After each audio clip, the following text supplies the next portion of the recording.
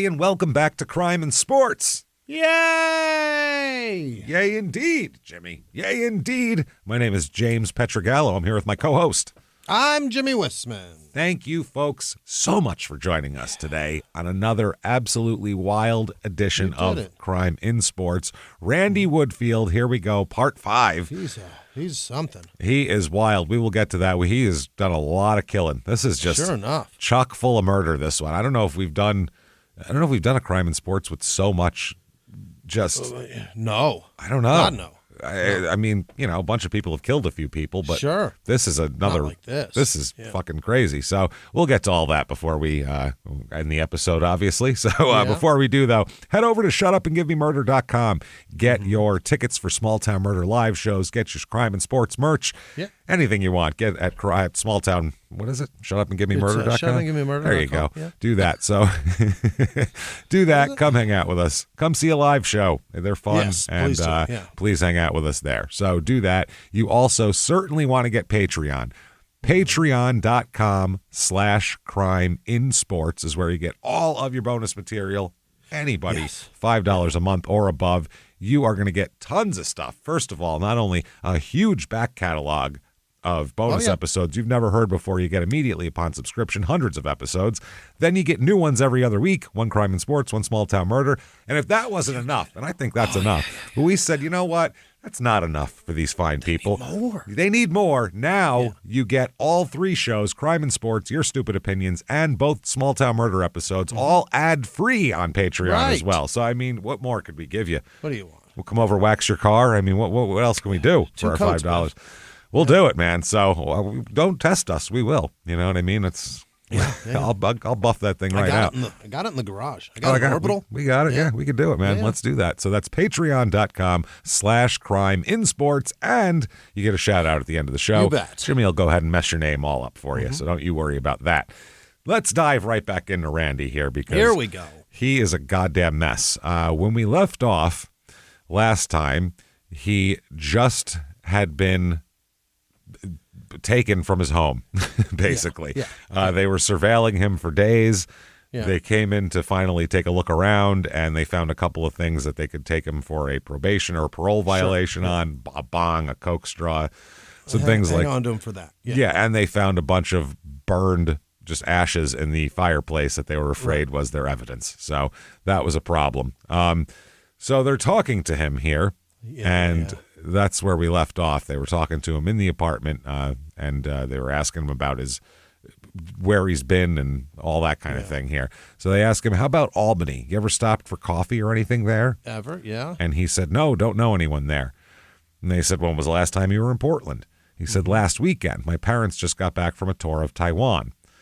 So now they start asking him about girlfriends. What about ladies that you hang out with? And he said, well, I have a fiance. You know, I was Shelly, and I know a young lady who works as a babysitter in Eugene, and there's all sorts of girlfriend talk at this point. They bring him in. They said, when was the last time you were in Redding? And he says, Redding, California? I can't really remember. It's been a while.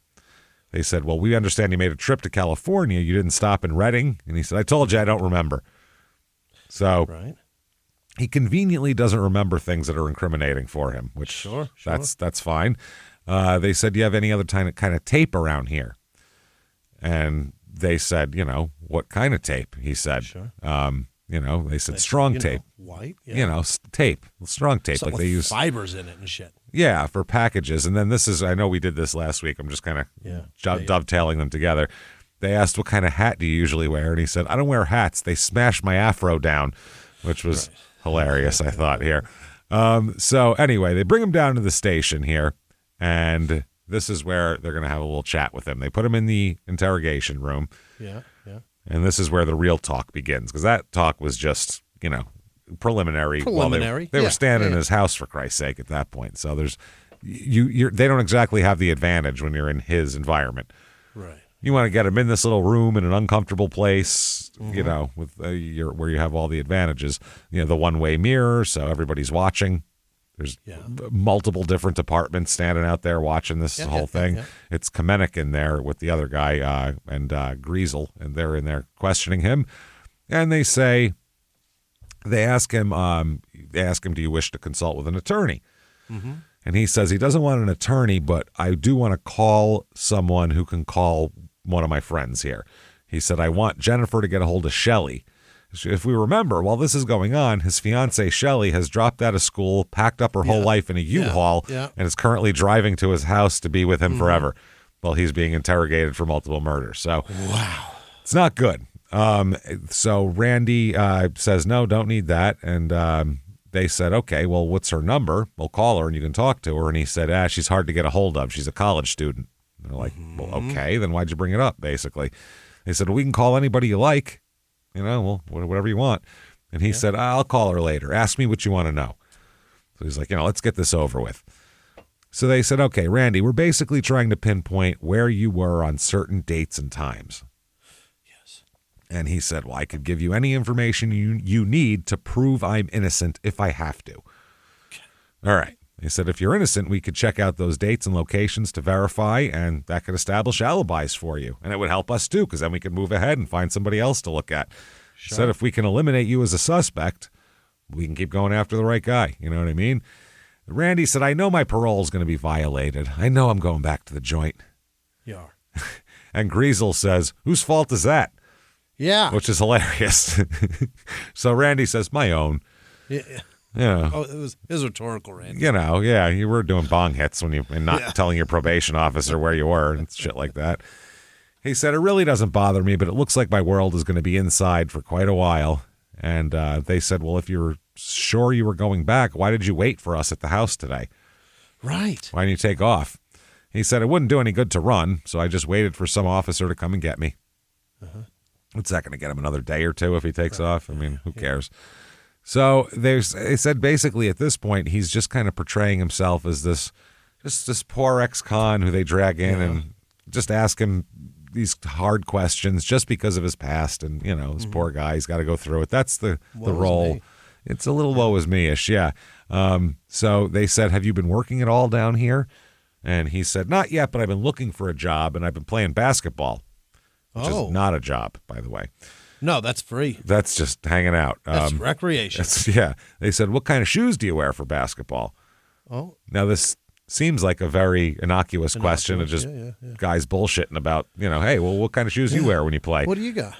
But Air Force One? It's really, they want to know if it matches with the victim's descriptions of the Nike high tops that he's had. So he said, I like Nike high tops. That's helpful. Yeah. He said, my ankles are weak. My ankles are weak. Had to have special shoes smuggled into the pen. I got in trouble, but they smuggled dope and other junk in, so high-top basketball shoes aren't really a major crime. Basketball weakened my ankles, and I hurt my knees playing football. Outside of that, I keep in pretty good shape. Okay. Below the waist, though. Below the thighs. Below the thighs, yeah. Dick, we know his dick works. But dick's working great. Unfortunately. Unfortunately for a lot of people, his penis is functioning with a plum. It's really way too much. Way too much, yeah. They said, do you ever have a vasectomy? Yeah. And he said, no. And then he said, you going to take my blood today? And they said, we might. Do you have an objection to that? Shoes. Yeah. Shoes. Do you have, he said, do you have an objection to that? And he said, I don't want to let you take blood today. Oh. And they said, do you ever have gonorrhea? Any kind of VD? Yeah. Let's go, Randy. We're just having this is guy talk now. This is a fascinating jump from question to question. What kind of shoes do you like? Nike got high tops? VD? Oh, yeah. You got VD? How's your dick drip going? Is that okay? How's your pants wet? What's going on? So, yeah, you ever have gonorrhea, any kind of VD? And he said, I really screwed up when I got out of the pen. Got in a hurry and caught herpes. That's how it happens. Gotten in a hurry? If you go too fast, that's how herpes happen. It's not a disease or a virus. It's from friction. Burns. It's a friction. It's friction burns that keep coming back. Can't go too fast. That's the problem. Yeah, you weaken the skin in that area from the friction. And got in a hurry. Got in a hurry, man. You know how it is. That's a wild fucking. That's fascinating. Is that an excuse? I don't know. Got in a hurry. I don't even know what that is. Could have said, this girl, she seemed all right, blah, blah, blah. No, got in a hurry.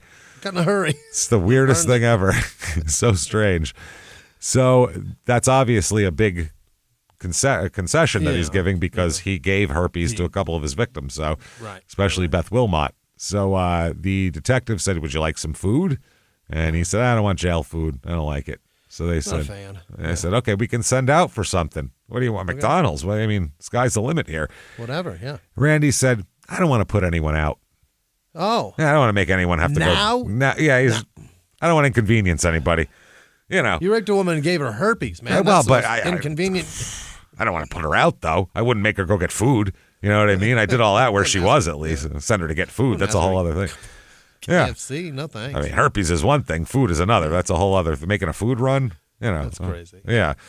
They said, so you play basketball for what team? And he said, Columbia Optical. It's an eye exam place? Yes, an eye exam place, a store that has sponsors a team. They said, could you tell us what nights you've played? Have you missed any games? He said, I missed some games, but I couldn't tell you specific dates.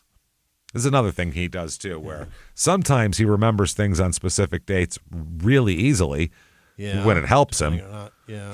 But, like, if it could hurt him, he's real, I don't know. Yeah. Got a real foggy, nebulous memory when it comes to dates. Can't quite put his finger on it. Yeah. He said, what kind of jobs you been looking for? He said, tending bar. I just finished a bartending course in Portland where I learned to make any kind of drink you might ask for. I hope to tend bar nights so I can go to school. So Greasel says, you learned how to make a Freddy Fudd warmer? What is that? And Randy said, I think that's your basic Harvey Wallbanger with a sillier name. Okay. Now, you're wondering why the fuck they're asking this if you don't watch interrogations at all, but this is called building rapport. This is it's a couple of friendship happening. Yeah, it's guy talk. We're talking about chicks and herpes and VD and basketball and what kind of shoes you wear, and it's just guy talk. Every once in a while there's a question with some kind of something of meaning, like did you ever get VD? Whereas everything else doesn't really matter. They don't give a shit if he knows how to make a Freddy fucking fuck warmer. Right. They happen to be peppered in between nebulous dumb questions. You ever heard of a Freddy fuck warmer? Yeah, you know that one? You know Freddy fuck warmer? Oh. Yeah. How are the open sores on your dick today? How's that going? How's your friction burn working out for you? Wild shit. So, yeah, this is an interesting thing. So if you watch an interrogation like on YouTube and you'll see they'll have a whole one and you're like, why is it 4.5 hours long if the person confessed? Because it took 2 hours to get into the part to anything, of where the guy feels comfortable and, might actually say something. So they said, you consider yourself a religious man, Randy, do you? Yeah. Were you involved in religion when you were in the joint?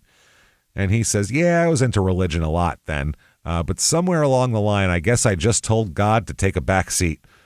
Take a hike. Take a hike. I got some raping to do. You know what I mean? Yeah. I got some VD to spread. Yeah. He tends to frown on all the raping I do. So I was like, you take a back seat, buddy. I don't need your fucking guff. So at that point, they said they sit around and there's like a moment of silence here. Yeah. And out of nowhere, Randy just bursts out with, they had women guards watching me when I had to take a piss. Remember he complained about that earlier? He hated that. Yeah. He's got a real fucking chip on his shoulder. Craw. Yeah. You can't get enough of.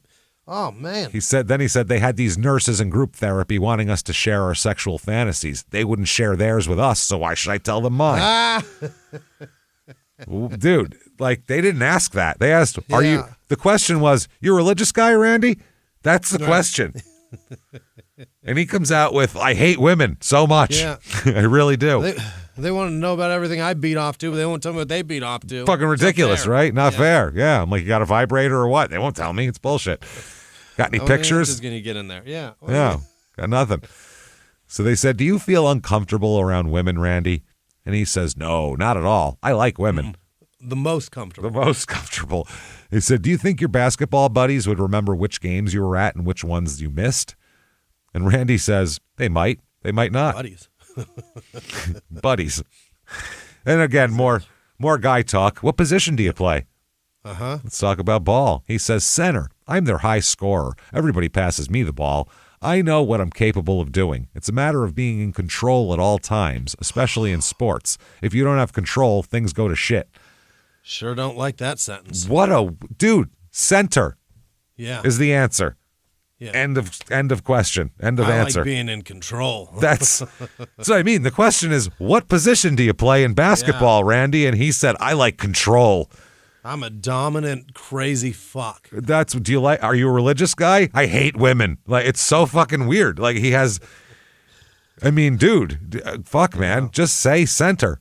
That's all. Center. I'm the tallest guy. That's all you got to say. Wow. End of fucking story. But he said, nope, things go to shit. So they said, you feel up when you're competing? Does it make you more aware of the things around you when you're competing? And he said, oh, sure. The roar of the crowd and all that. I thought I might be slower in my rookie games at Green Bay. He's got to put that in there. Yeah. But with 40,000 people watching, it actually speeded me up. I like that. I like to be active, working or playing sports. Sitting around these past couple months in Eugene has been hard for me. I'm really looking forward to getting back to college. I like studying, except for economics. Okay, none of that matters. They said, Randy, we have a problem. Big one. Big problem that maybe you can help us out with. We hope you can, honestly. We got a rapist on the list. There's a lot going on here, and obviously a lot of pressure on us. You know how it is. As they try to do, too. You could, imagine being in my position, and he's like, oh, yeah, the killer's always I'm chasing a rapist. Yeah, he's like, that'd be great. A lot of pressure. These you know how it is, man. You know, when your job's pushing on you, that's something everybody can relate to. Sure. They said, we have the records from Arden's phone. Now, that's his landlord. Yeah. You called from certain cities in California and other places in southern Oregon where some of our crimes occurred. Now we're getting into it. Yeah. And you charged those calls to your home phone. We've got toll calls listed that you made in Independence and Woodburn, Oregon on the night that Shari Hull and Beth Wilmot were shot near Kaiser outside of Salem. Yeah. You seem to have been in several areas the same days as our crimes occurred. That's not good. No, that's not good at all here. So he says, I called Shelley in New Mexico and charged it to my home phone. Okay, that's great. They said, well, where were you in Salem on Sunday night, January 18th? And he said, I might have been. I stop there often, and I call often and charge it to my home phone. Again, real foggy on details when it comes to this shit. They said, try to remember. The records say you made calls to Salem at 1 p.m., 1:42 p.m., and 5 p.m. on January 18th. You made a call from a booth in Independence just south of Salem at 9 p.m., from Woodburn north of Salem at 10:30 p.m. Do you know where Kaiser is? And he nodded. Yeah. They said, did you drive from Independence through Salem toward Portland on the I-5 that night? Right. Nods. They said, then you would have had to pass right through Kaiser. You would have been a few hundred feet from where our victims were shot in Kaiser between 9 and 10:30 p.m. Our crime occurred in that time frame. So now they went from just, picking stuff out of the air to something very specific. Yeah.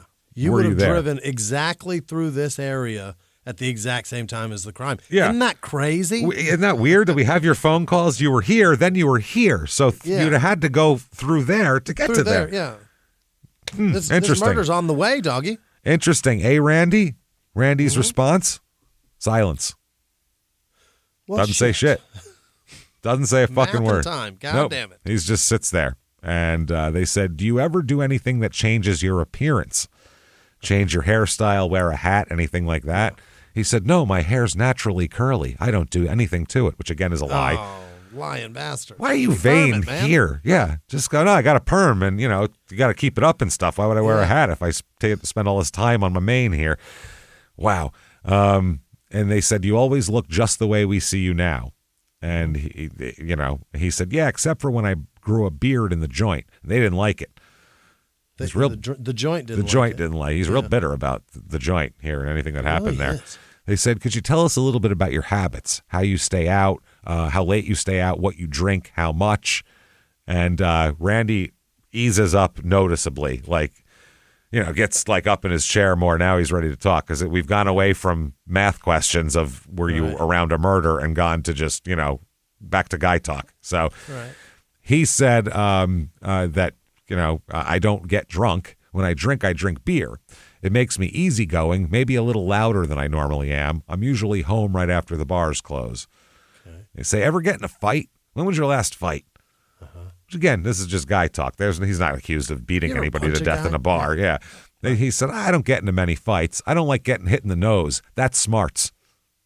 That's smarts. That's smarts. I was going to play in the NFL, but I don't like getting hit very much. The Three Stooges response of that smart. That's smart. Crazy. I think Beaver said that to Wally one time when something happened. Like, it's really an old-timey way to put that. Hysterical. And he's just sitting there grinning. Yeah. He said, what attracts you in a female? Yeah. Now, the Greasel, again, they're going to try to make a connection here. Right. So he says, what attracts you in a female? Myself, I go for the upper structure, if you know what I mean. I'm a tit man. I'm a tits guy. That's what Greasel said. I like the tits. She got a big rack. I like them bouncy, you know what I mean? You know what I'm saying? Randy answered with a complete lie and said, quote, breasts aren't a big deal for me. No? Which is all he's about. He's a tits and more tits. Some bitch, yeah. He said, I like a woman with an athletic build. Women with nice asses are usually athletic. I like a woman who dresses conservatively. I don't like revealing clothing. That's not classy. That's not classy.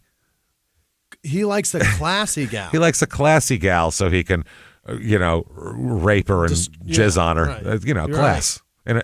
In a church's chicken bathroom. All class. It's all class. The guy's class.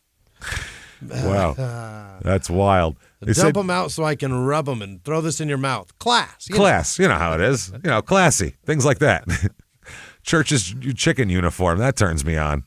Dunk this in your face. That kind of thing. So they said, you must meet a lot of attractive women tending bar, huh? Yeah. And he says, well, right, yeah, most places I've worked, especially everybody parties after hours, which again isn't what they asked. Just, there's a lot of, it's a bar, a lot of attractive women come in a bar. If everybody parties after hours, then there's a lot of not so attractive people there. Then that would be everybody, yeah. They said they go from that to, why do you think the Beaverton police are so adamant about you being a good suspect in their case? That's whoa, hey, come on, guys. Why do you think these guys like you? Yeah. He says, they were talking about Julie Reitz, and I knew her. She played up to me. Played up to me. I don't know. They said, well, how old? On to me? I guess. They said, how old was Julie? But they know that, obviously. But they're asking him. He says 18 or 19, but she had an ID that said she was 21. I was surprised at how mature she acted for her age, but I didn't know her that well. I knew her girlfriend better. I said, you ever date Julie? He says, I won't tell you that. But not like I'm not going to tell you. He means like I won't say that we dated, basically. Okay. He said, well, it's not important anyway. I went to her house once after hours. So he starts with, no, I'm not saying anything. Then he's like, well, I guess, fuck it, who cares? They said, you told us before that 3 women you know had been murdered. Who were these 3 women? Yeah. And he said, well, there was Julie. That's my best friend. That's the one they were just talking about, Reitz. And then they said, then there's my best friend's fiance or ex-fiance, Darcy Fix. Remember that? Her and her new fiance were murdered. I knew her because my friend introduced us and we went out to dinner. But my friend broke off that relationship before she was shot. And then there was Sherry Ayers. I went to high school with Sherry at Newport High School. She was killed in the Terwilliger Boulevard area in Portland. She was a good Christian girl. She helped us set up our class reunion.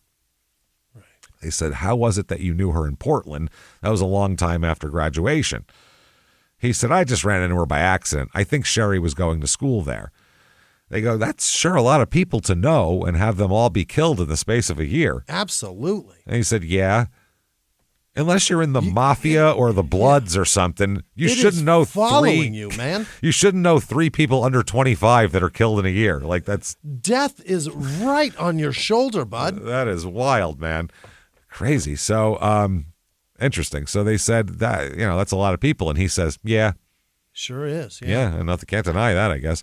So they said, well, Captain Bishop and Detective Loper saw a gun cleaning kit in your room. What did you use that for? Yeah. This is an awesome lie. This is awesome. I mean, the answer is cleaning guns. Answer's cleaning guns, but this is amazing. Like, I would never have the balls to say this in front of human beings in a police interrogation room. He said, quote, I never had a gun. I used some of the swabs from the kit with alcohol to clean my face. He cleaned his face. I shop at Cabela's for face cleaners. That's where I do my skincare shopping. I do my skincare shopping in the gun aisle at Cabela's, usually. You got any oil stripper for my face? How much do you break out? How much are you retaining your youthful acne? The other thing, when he breaks out in pimples, he just gets the drying agent for one of those 2-part like spackle jobs. You know what I mean? Because that has what's it called in it? The benzoyl peroxide. Okay, it's full of it because it's a drying agent. That's the point. It strips, But it has like 100 times more than like, Oxy or Clearasil or something. Ooh, so I think he's I just go to the hardware store for everything. Get some hops, just strip it down. Yeah. And then re-lubricate, you see, because you got to strip it and then put the right amount. Obviously. Yeah. So I got the oil in the oil's kit. the best. Yeah. See my youthful appearance here? Look at my eyes. No crow's feet. There's a reason for that. It's gun proven. oil. It's frictionless. Yeah. That's what I do. It breaks down the friction of a bullet. It'll certainly. You should see what it does to your. It'll certainly. Your laugh lines. Forget about it. Wow. So crazy. That's crazy. And they were like, and rather than be like, "What are you fucking kidding me, Randy? Give me a break." Which it's not a thing, Randy. It had to be real hard not to laugh in his face and go, use a gun cleaning kit to clean your face. Okay. So they said, all right, when you're in Portland, where do you stay? And he said, with my friends or my sister. They said, do you think you might be able to remember when or where you were on these dates we're concerned about? And he said, if I had to, I could prove it in court that I was in those places. If I had to. You're about to have to. That's what I mean. Randy, was not looking good here. You know what I mean? But he's also doesn't seem like he's going to say anything. He doesn't seem like he's going to give this whole thing up. Yeah. Well, the thing is, you don't have to prove anything in court. It's on the state's burden to prove things. But we're going to do it real fucking easy. It's pretty easy. We got just that one. You were here, then you're here, and then they're dead in the middle is kind of, Didn't he say he was no good at math? I mean, no good. Economics. Doesn't like it. Yeah. So Kamenik says it might be necessary to go to court. On the night of one of those incidents in Corvallis, your landlady told us you didn't come home all night. It's a problem. Randy said, I find that hard to believe. Oh, well. What? That you weren't home or that she would have said that? What are we talking about? Find anything. He said, I've never been away all night except when I was on a trip. Yeah. They said, well, we'd be happy if you could give us alibis, but it seems evident that you can't do that. We think you're the I-5 bandit. Now they come out straight out and say, look, bingo. This is what we think. Yeah. He said, quote, I'm not pleading guilty to that one, and I'm not the I-5 killer. He even upped it to killer now.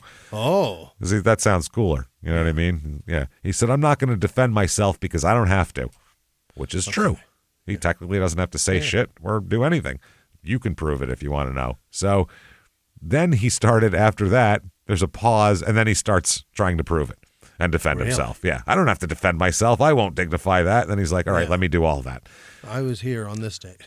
Yeah, he did. He said, this is why I don't have to prove anything. Hey, everybody, just going to take a quick break from the show to tell you a little bit more about how to save on your wireless bill with Mint Mobile. MintMobile.com. Absolutely. It's summertime. Yes. It's summertime, and here's what Mint Mobile wants you to do. Enjoy yourself. Yeah. Do some barbecues. Have a 3-day weekend. Have some summer plans. Go to the beach. And while you're doing all of this, don't worry about your wireless bill. That's what they want from you.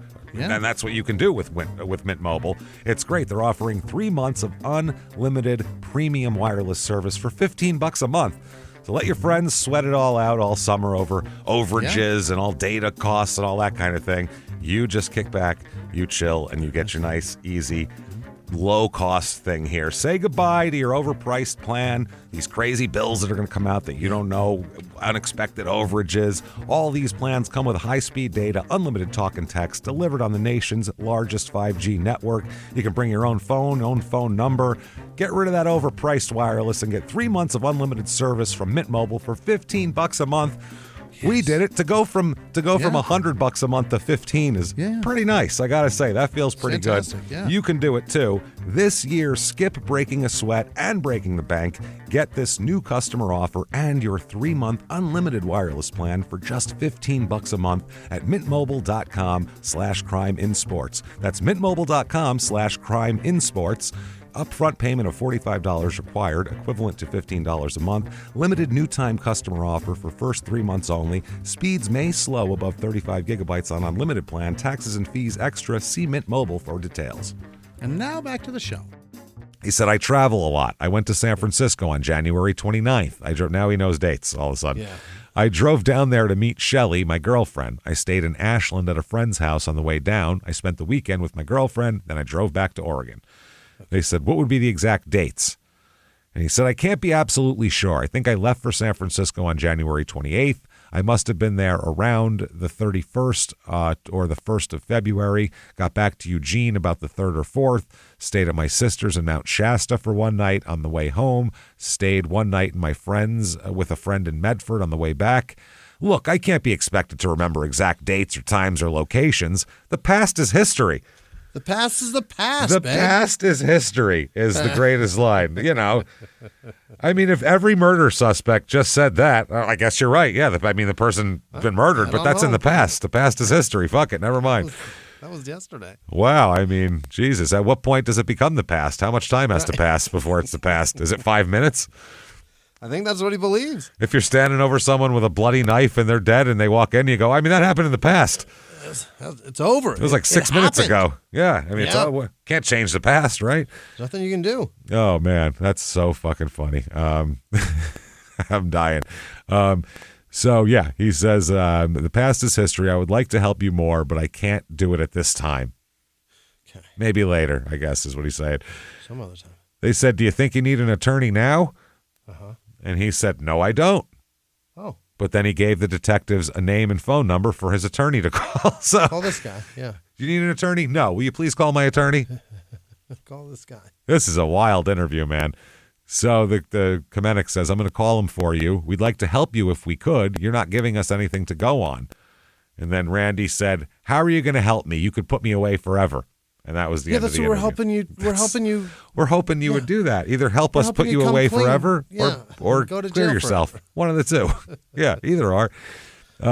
So anyway, here we go. The interview's over. So they're holding him for the parole violation. They have definitely not charged him with anything as far as murders, robberies, rapes, anything like that. Now, where the hell is poor Shelly? She's on her way, right? Poor Shelly. Dude, this is the most... Oh.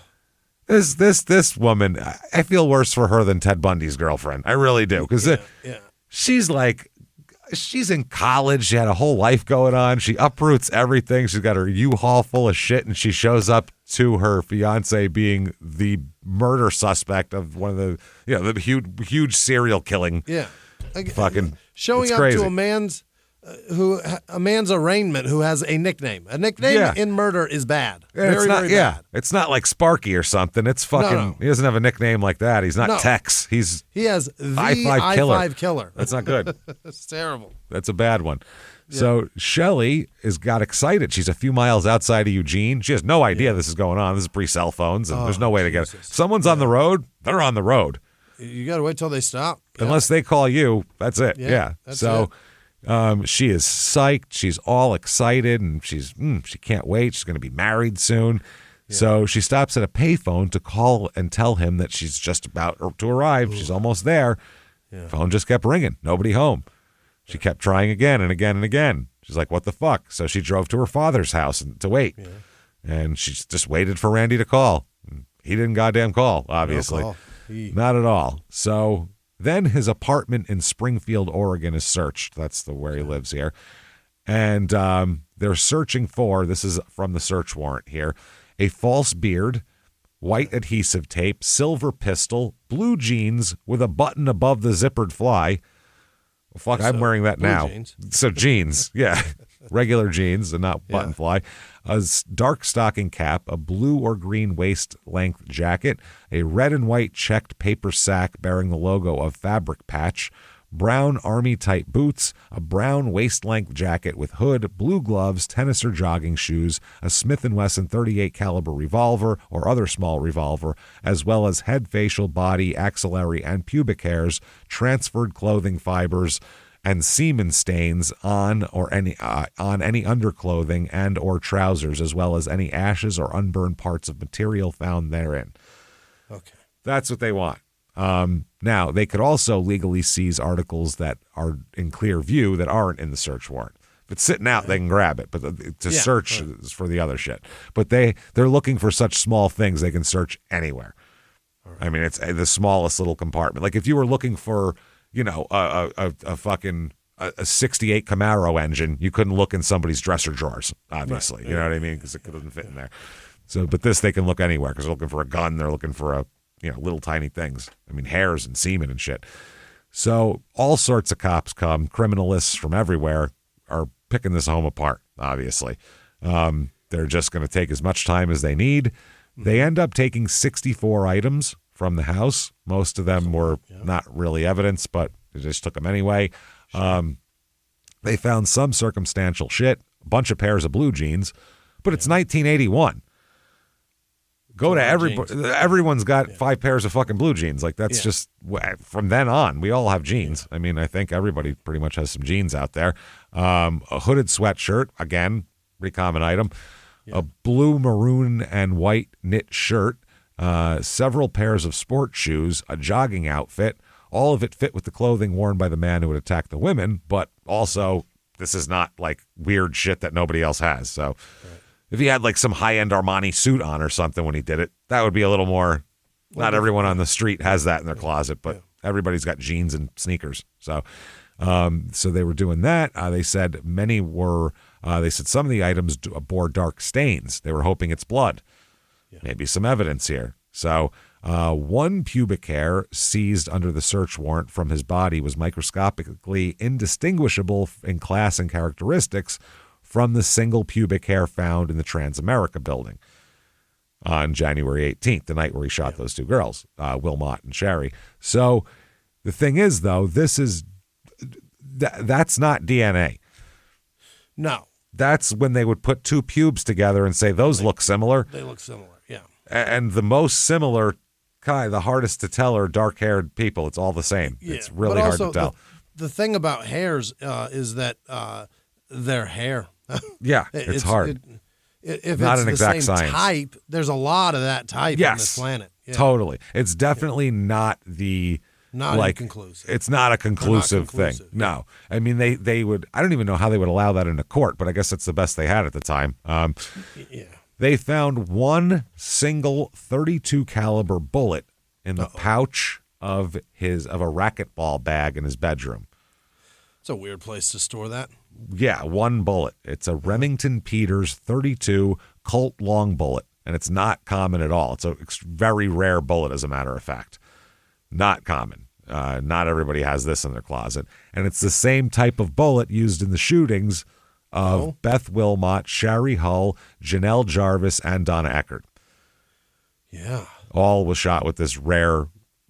First of all, if you're going to start doing murders, get the most common bullet you can find. Yeah. That is, they sell everywhere on the planet. 9mm or 22 long rifle. Those are your most common. Not that we want people to go and do murder, but if you're going to do anything, at least fucking try. Yeah. Fucking think ahead. What are we doing here? So they said that, why did he save it? Maybe he forgot it. Don't know, but it's in there. The rest of the evidence doesn't mean much. The stains on the clothing weren't blood at all. They were something else. They found traces of blood and semen on his mattress, but they found there wasn't enough to test for origin.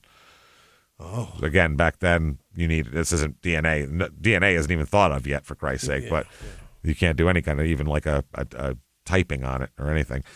So the landlord told the detectives that she never used her fireplace. If you remember, he said that the kid was always using it. So she said the ashes found in there came from a fire after we left, when you told us what was going on and we took off. So they were like, shit, that's not good. The only thing they could get out of the fire were nails, melted glass fragments, bottle caps, aluminum foil, and metal lids. Just shit that doesn't burn, basically. Yeah. So they said, damn it, he was burning stuff. So, I mean, they have a lot of circumstantial evidence and a lot of coincidences. Yeah. But they have really nothing you could go to court with and say, this guy killed all these people and we know he did it for sure. You need something. You need ballistics. You need to really put together a whole deal here. And they start to put together the timeline of everything. They said that they sent a trooper off to check phone numbers he called in Medford and to follow up on any cards he had received from women there. So one of the detectives would interview all the people whose phone numbers he called from in Salem on the afternoon of January 18th and February 15th. The one detective contacted Pacific Northwest Bell Security, that's the phone company, and received the names and addresses of the subscribers for the calls. So they're finding out who he called. His long-distance phone calls made from payphones and billed to his home phone, when correlated with his contacts with all these women that he was talking to, showed that he was in the vicinities of a lot of fucking crimes. Kamenik says, once we homed in on him, the case against Randy Woodfield became like a runaway landslide. It took so long for that first rock to let go and tumble down the hill, but then everywhere we turned, we found more things that tied Randy to our victims. Yep. Little pebbles of information grew into boulders, and everything pointed to Randy. Loose soil, babe. That's it. It's always that first one, that one little thing. I mean, otherwise, how would you catch him? So they interviewed 2 young women Randy had called continually on Sunday, January 18th. That's Penny Hale and Lou Lester, and established that he had been headed for Salem that day. They heard about the, quote, weirdo who'd followed the Salem girls home from the TGI Fridays in Portland on January 10th. They said, quote, we tried to lose him on the road, but he stayed right behind us. I gave him a cup of coffee, sent him to Eugene, but after that he kept calling me. I didn't want to see him again. I avoided the calls. So he just stalks people on the road. That's how he meets girls. Wow. Yeah. Everybody is just fair game for the pickings here. So they said that, he called Penny, this girl that he's talking to, and when she wasn't home to receive his calls, he asked another girl to go with him to Portland, but she didn't want to either. Right. So with the information that these 2 women had rejected his advances on the afternoon of January 18th, he might have been pissed off. That's the night he drove through Kaiser, Oregon with Beth Wilmot and Sherry Hull. Mm-hmm. So if one of these girls would have gone with him for the drive, he certainly wouldn't have stopped him. Maybe to hurt somebody. Yeah. But we know for sure. I mean, hold on a minute. I just got to go rape and kill a couple people. Can you stay in the car? Keep it running. Keep the heat on, But chilly. Also, anybody that would have went with him would have been in trouble, dire trouble. Possibly, but the people he was like close to like that, that's not who he went after. Yeah? No. I mean, that's not how it worked for him. That's, you know what I'm saying? Like the thing with like Ted Bundy, the safest you could have been with Ted Bundy was to be friends, to go right up to him and make friends with him. Yeah. Because anyway, he didn't kill anybody he was friends with, like that he met around other people and was friends with. Only, people he met like that. Yeah, because you can't. Otherwise you get caught. Exactly. Whereas this guy kills acquaintances sometimes, which is a problem. And especially people he's had beef with and who've rejected him and shit like that. Yeah. So they said at 10:31 p.m., records indicated that Randy made another phone call from a phone booth in Woodburn, 13 miles north of Kaiser on the I-5, right after that murder, the murder and the shooting. This call was to Moira Bandon. That's the girl that he followed on the freeway and pulled over in the burger place and talked to for a while here. That's the girl. I'm sorry. That's the one he lived with for a few months after he got out of the penitentiary, not the one he tracked down. Yeah, Moira. Okay. Moira said that Randy had asked if he could sleep on her couch that night because he had to take a bartender's exam in Portland the next day. Right. Yeah. That's that girl. Right. Okay. Moira told Randy that she didn't have a spare bed or a couch, but if he wanted to come up and sleep on her beanbag chair, that he could. You want to have a sore neck for the next week? Knock yourself out, Chief. You ain't going to mix shit tomorrow. No, you'll be hurting. He said he was in Woodburn when he called, and he got to my place between 11 and 11:30. And they asked what was he wearing, and she said jeans, a blue or green pullover shirt, a brown leather jacket. He wore Nikes, blue, I think, with either a dark blue or yellow stripe on them. He slept over. He left about noon the next day. I saw his gold Volkswagen. So on Monday night, January 19th, Randy tried to call Penny Hale, this time from a phone booth in Tigard, Oregon, just south of Portland. Penny didn't want to talk to him. She told the cops that she'd received one of his cards later in the week, kind of breaking her balls for playing hard to get, but saying that, I'll always give you another chance to get close to me, shit like that. All right. Calls to Salem on February 15th had been made to a home where an 18-year-old girl lived. So the cops were interested in talking to her. Her home was only 3 blocks from the Transamerica title office where the crime happened. So they said the proximity of her home to the shootings was just a coincidence, though. The girl never even met Randy Woodfield until February 13th. Yeah, she told the cops that about meeting the man named Randall on the I-5 freeway. This is the girl he followed. That one, they stopped at the burger place. She said she'd given him her phone number after he'd persuaded her to pull over north of Vancouver, and she said he said he planned to be in the Portland area over Valentine's Day, and he rented a room at the Marriott. That's where he had the party, the party that no one showed up at. He called my house really drunk at about 2:30 or 3 in the morning on the 15th, and my stepfather talked to him. Jesus Christ. Drunk guys calling at 3 o'clock in the morning. Then he called the next day. He never said anything sexy to me, but when he wanted me to come to his suite in the hotel, I thought he had something like that on his mind. He was very polite and he was very macho. Those are two things that normally don't go together, but okay. They can. They can, I guess. Yeah, kind of old timey, whatever. Sure. I never saw him in person except for that one time on the freeway. So she's not connected to this at all. They know. So they're figuring out that Randy had to be in Beaverton on the Valentine's Day weekend, and so they were saying that, this is for the Julie Reitz murder. They're like, he was around there on that night too. Then phone records showed another sequence of calls beginning on January 29th as Randy headed south towards San Francisco. The detectives wanted to prove that it was Randy who made the calls, trailing up and down the coast between the 29th and the 4th. So that's what they're doing. They had to locate all the women he called, as he had called a shitload, obviously. Right. So he called Lynette Lacey on the way south and told her that he was leaving for Northern California and suggested he stop by her house and sleep over on the way down. Yeah. She said, "That's okay. I'm good. I'm all right." The next time she heard from him was on February 4th at 11 p.m. She said, quote, "He said that it was foggy out. It was so foggy and that he was tired and he'd missed the off-ramp and had gone to Gold Hill. He just wanted to come over and have a drink. I wouldn't let him. And he promised he would only sleep on the couch and not bother me. He just wanted to get some shut-eye. I still wouldn't let him come over. He said he'd been driving a long time, coming back from his sister's house. I can't remember where he said his sister lived. He said a couple of things that were a little bit screwy, that just didn't make any sense. He said okay when I wouldn't let him sleep there. He talked for about 15 minutes. Then I got a letter from him a couple days after that saying he was sorry for bothering me and that he wanted me to come up to Eugene." Jesus. So they talked to Denise Lenore, as a young woman who Randy had met on December 26th, the same night he met Lynette Lacey, the last one. Right. So didn't go well with Lynette Lacey on the 29th, but Denise liked him. So this one, Denise Lenore. She said it was a couple weeks after I met him on the day after Christmas. I got a phone call one afternoon when I was homesick from work. That would have been around January 20th. And he mentioned he was planning a trip and asked if he could stop by. I said, sure, but just let me know. He said it would be within the next week or so, and sure enough, it was. I got a call. There he is. I got a call at home late on the night of the 28th, and he was at the exit, the Ashland exit from the I-5, and he wanted to know if he could come over for coffee and wanted directions. Already there. Yeah. So he told her that he was going to San Francisco to meet his friend Ralph, and he intended to visit his sister in Mount Shasta, and he seemed concerned about the snow on the mountain passes. Right. He called his sister from Denise's phone to find out about the weather and charged those to his home phone, so they know he was there. That's why they're talking to him.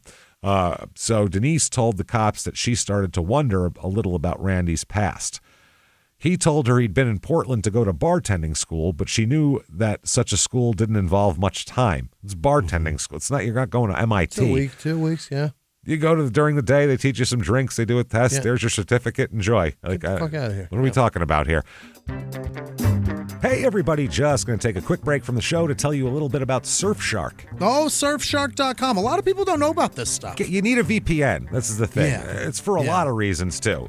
For security, let's say you want to watch a TV show from England. Well, it won't let you unless you have a VPN that says you can do that. So this isn't available in your country. It's not available. You ever get that? You want to get rid of that message? You get Surfshark, and that's how you get rid of that message and do this sort of thing here. It's really cool. Number one, too, public Wi-Fi. People hook up to public Wi-Fis. You are opening yourself up to a whole host of potential problems when you do that. Absolutely. The security is not great, and otherwise, VPN-wise, Surfshark, they got you covered. And another thing is like something like our shows where I'm researching stuff, I'm going to weird websites. There's some suspicious websites I need to go to get information. I don't know if these are legit. I need Surfshark to protect me. You know what I mean? And you can find all of their other products too. They have a great antivirus that you want to check out. Really, really good. It's excellent. And it's a risk-free 30-day money-back guarantee. Secure your privacy with Surfshark. You can do it. I'm telling you. Go to surfshark.com/crimeinsports or use code crimeinsports at checkout to get 4 extra months of Surfshark VPN. And now back to the show. She said he left a big blank spot, in his past. Like he wouldn't mention what he had done before that. He was very hesitant to talk about what he had done before that. So that's interesting. But she said that Randy asked Denise if he could sleep on her couch. She felt sorry for him and told him he could. Then he suggested, well, why don't we just sleep together? Keep warm. So much easier. One bed to make. We can turn the heat down. You know what I mean? Yeah. We don't have to waste so much. He made the comment that there would not necessarily have to be any sex. He said, don't you want a nice, warm, cuddly body once in a while? I told him that I did sometimes, but not with him. Yeah. Somebody that I'm in a relationship with, maybe. Or interested in it all. Yeah. Cuddling like that is almost more intimate than sex. You know what I mean? You're not.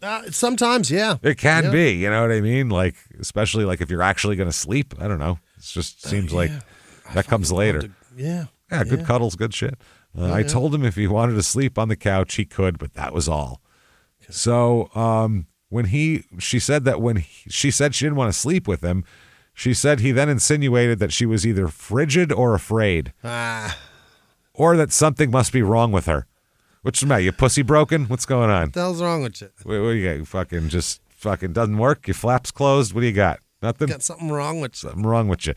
He told her about several young girls who were anxious to party with him and said that all the girls in his neighborhood thought he was really neat. So what's the matter with you? So what's your fucking problem? Everybody else wants to plow me. Then he acted as though it was just a joke, but he still hinted that if she couldn't get to sleep, he could come upstairs and bother her. I was just kidding. Joke, but I will fuck unless you like it. Yeah, unless you do want to fuck me.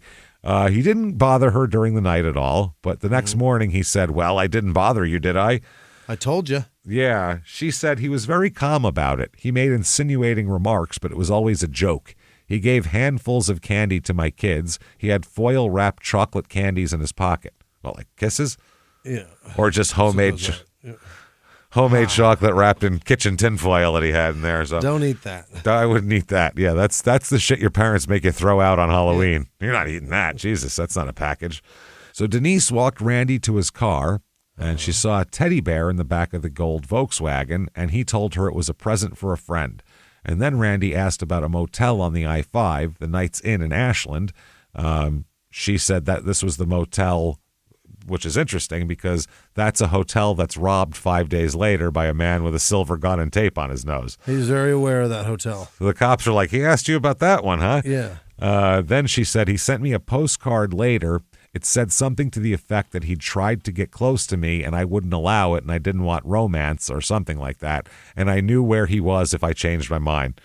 If you want this dick, you know where the holster I keep it. And you know where to find it, yeah. Yep, you know exactly the sheath in which it lies. So he is really, does he just have no game and that's why he rapes? He definitely has no game. Right. But he doesn't even like.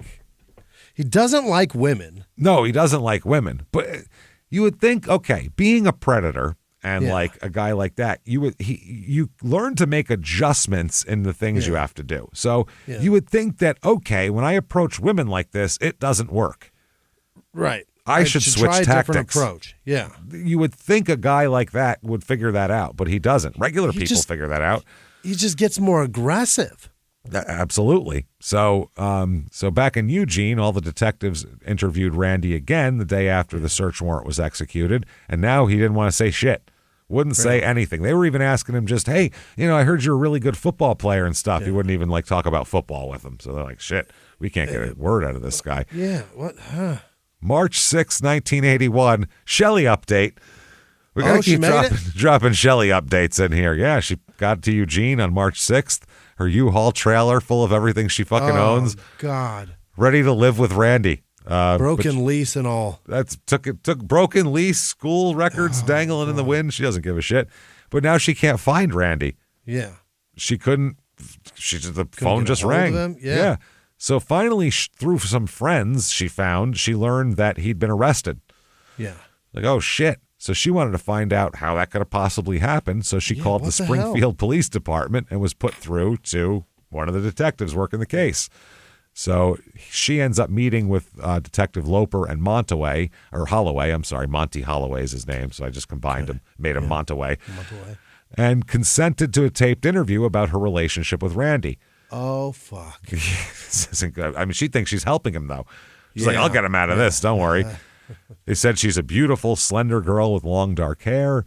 They said they were just like, the detectives were like, this girl's hot and smart and like. No reason to be snowed by this guy. Not only that, why is he doing anything with anybody else? Why is he calling just stick with this chick? Like, she's out of your league. She's younger than you. What's wrong with you, dude? Yeah. They were like amazed by it. They were like, anybody be lucky to be engaged to this chick. And this guy's. He's just annoyed by her. Yeah, he's like, Christ, Shelley's coming too. So they said she came across as completely naive. They said they felt bad having to explain what's going on to her because she's so naive. Jesus, yeah. So yeah, she's never been in trouble with the law or anything, and she's real open with the detectives. Yeah. She said that was like a storybook romance. That's all it was. Yeah. She told the truth because from her end, she's seen nothing but good. Mm-hmm. She said that she told the truth. She thought the truth would help Randy because he didn't do this. So she told the two detectives about the weekend she'd spent with him in San Francisco on January 31st through February 1st. She'd left him to fly back to New Mexico, and Randall left to drive back to Eugene. She was worried because she hadn't been able to reach him until Thursday morning, February 5th. She was scared he was in an accident. Mm-hmm. Well, she's hanging him right now. Yeah, she's ruining everything for him. He has no. When she finally got a hold of him, he was okay, but he told her about a speeding ticket, about having to buy a new battery and tires. So he was just out on the road and got caught up. This car's just driving me nuts. It's nickel and diming me. Fucking killing me. Tickets, batteries, tires. Yeah. She thought he'd spend the extra time at his sister's house in Mount Shasta. He'd seemed a little tired on the phone, but he'd been, he said, no, I miss you and I want to talk to you and all that. She said he told me that the trip back had been very expensive for him. That's the truth. Idea. No clue. Cost him his freedom. Wow. Shelley turned over a packet of Randall's letters to her. She was sure they would show what kind of great guy Randy was, and he'd be ready to come home. She said that the last 2 months she's been trying to find a job, trying to get back into college. She said there's no way he's guilty. I don't believe it, and I'll never believe it. So you're out of your fucking mind. Okay. Here comes Jack Woodfield, Randy's dad. Yeah. Let's get Jack in the mix here. He came to Spring. This fucking guy. Imagine your son is in this situation. You're like, Jesus Christ, we got to deal with this now. What have you done? For fuck's sake. He came to the jail to see Randy, and he was just, not in good shape about this. This is crazy. Jack and Randy met in the presence of the detective, though, of Kamenick. Yeah. Randy was explaining his latest, trouble to his dad. Yeah. He said that he had been out with a girl the night she was killed in Beaverton, and that the Beaverton police had questioned him about her death. He told his father that the girl had been to a Valentine's Day party that night, and that he'd seen her after that. Okay. So this is the first time he never admitted that he was with Julie Reitz the night she died. He never admitted that. This is the first time he said that. There's a person in his life that died, right? Yep. He just fucked up and told his dad in front of the detective exactly what the detective wanted to hear. Yeah. By the way, none of the detectives had ever told Randy that Julie had been to a Valentine's Day party that night either. Oh, shit. So he just completely fucking blew it, basically. Yeah. He talked to his dad about being innocent, and, he said that, oh, man, meanwhile, he just fucked himself hard, but he's still saying how innocent he is. First, he denied wild thing is at first he denied he ever even knew Julie Reitz. Then he admitted to dating her one time. Then he admitted to having sex with her. Now he's telling his father that he'd been with Julie only hours before the murder. So yeah, he's the last person to see her alive. Yeah, it's not good for Randy here. But he continued to maintain his innocence. But he was getting real tense and everything like that. He figured that these women could help him, that he's been communicating with. They can lie for him. They can skew dates a little bit, like on a resume, like on a job application. Just forget some things, leave a job gap. That's 6 months there. We'll fill that in with an extra 3 months here. And then I started 3 months earlier there. That's fine.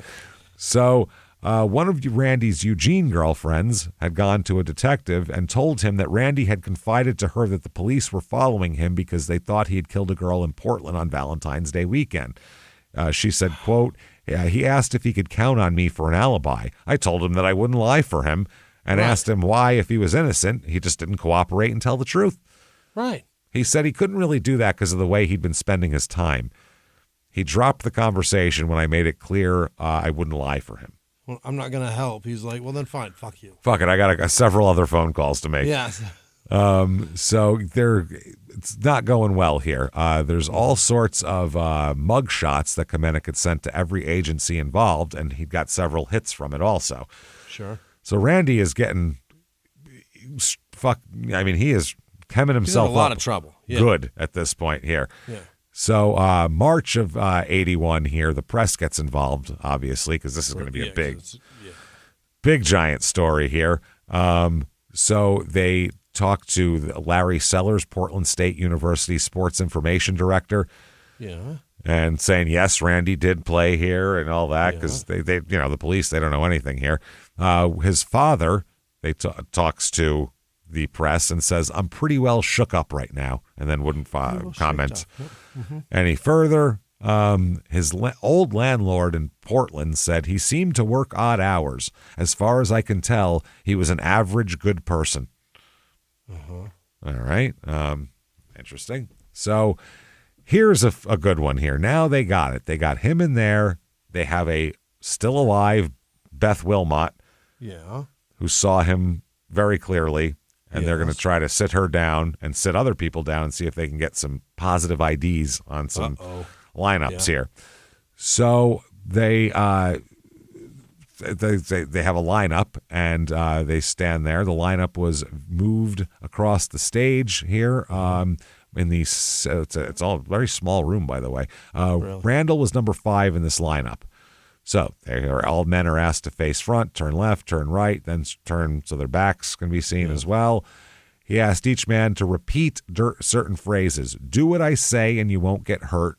Where is the back room? Count to 100 before you move. Don't call the police. Lay down on the floor. Look at the floor. Put the money in the bag. Does this feel good? And aren't I big? Oh my God. Oh my fucking God. He's so proud of it. His penis, if he could just put it, he sent his shit into Playgirl. I was going to say, if he could put his penis on the cover of Penis Magazine, he would, but he kind of did. He's doing it, yeah. He tried. So Beth Wilmot is in there, and she's looking, and she, trying to figure it out. The thing is, they had shown her the lineup, a photo lineup, and she couldn't pick them out. Really? Of the photo lineup. No. So that's when they brought her in here.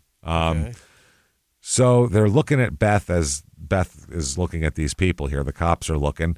They said that she was concentrating, scanning them. They're expecting her to come out with it at some point here. So when the lineup was completed, they took the victims out one at a time into an interview room where they questioned them. All the interviews were taped. They were asked to mark a card with 6 numbers on it, then sign it. So they began the questioning with the victims from Burger Express in Reading, the owner, her husband, the teenage employee who'd been sodomized and raped in the restroom. The owner picked Randy because of his voice, his eyebrows, and facial structure. Her husband picked Randy as well, but wasn't really sure. She said he looks the most like him. Okay. Now, the sodomizee over here, she could not, this poor victim couldn't make a choice. She said that all she could remember is the gun, and she was told repeatedly not to look at his face, so she was trying not to. Jesse Clovis comes in. She had somebody had jumped into her car on Main Street in Wairika and ordered her not to look at him, but she recognized number 5, who is Randy, from his voice, his eyes, and his build. She said she looked at him hard as he walked away after leaving her in Wairika. She said the voice stood out the most. It just clicked in my head. Yeah. So now the 3 women from Corvallis, 2 from the restaurant, 1 from the fabric store, each of them circle number 5 as well. Okay. Everybody, Rick Burnett, Neil Loper, and Ron Womack, the cops, kept hearing everyone say his eyes, and I just got a feeling in my stomach when I saw him, and I remember that voice. That's what everybody says. One of the youngest witnesses here, Mary Sue Green and her sister, the little girls, remember who he said, I'm going to come in and use the phone, and sexually assaulted these poor little girls in their house. Mom wasn't home. She was at the gym. Right. Randy came in, said, I want to use the phone. Yeah. And they kept telling him to leave, and he was like, no, I'll just sit down with you. Those girls. Why don't we go in the bathroom? Those girls. Yeah, those girls. 8-year-old Megan told the cops that she couldn't recognize the man who attacked her, but the 10-year-old Mary Sue said number 5. They said, why did you circle number 5? And she says, because when, okay. She's 10. Yeah. Heartbreaking. At my house, when he came in, he sounded exactly like him, and he looked like him too, because his hair wasn't the same, but his face looked the same. Because I know that he could get his hair cut, and his hair changed and stuff. Smart kid. Okay, yeah. They said, was he the man? And she says, he sounds a whole bunch like him. Whole bunch. This poor kid. Jesus Christ. It shows you how young she is, you know? Yeah. They said, well, what about the rest of them, the other 5? And she said, they didn't sound much like him at all. Not at all. Yeah. He said, so you could, by looking at them and listening to them, you could eliminate those guys? And she said, because some sounded like kind of high-pitched and some sounded low-pitched, and they just weren't it. He was just kind of a medium. Okay. Just kind of a medium. Not baritone? What is that? Just a... Alto? I don't know. Just a nice, calm, soothing... Baritone is low. Right. Yeah. Nice, calm, soothing... order me to do horrible things. Okay. Yeah. Okay. They said, besides his voice, do you feel that he looked like the man, a lot like the man that was in your house? She said, well, his hair didn't look the same.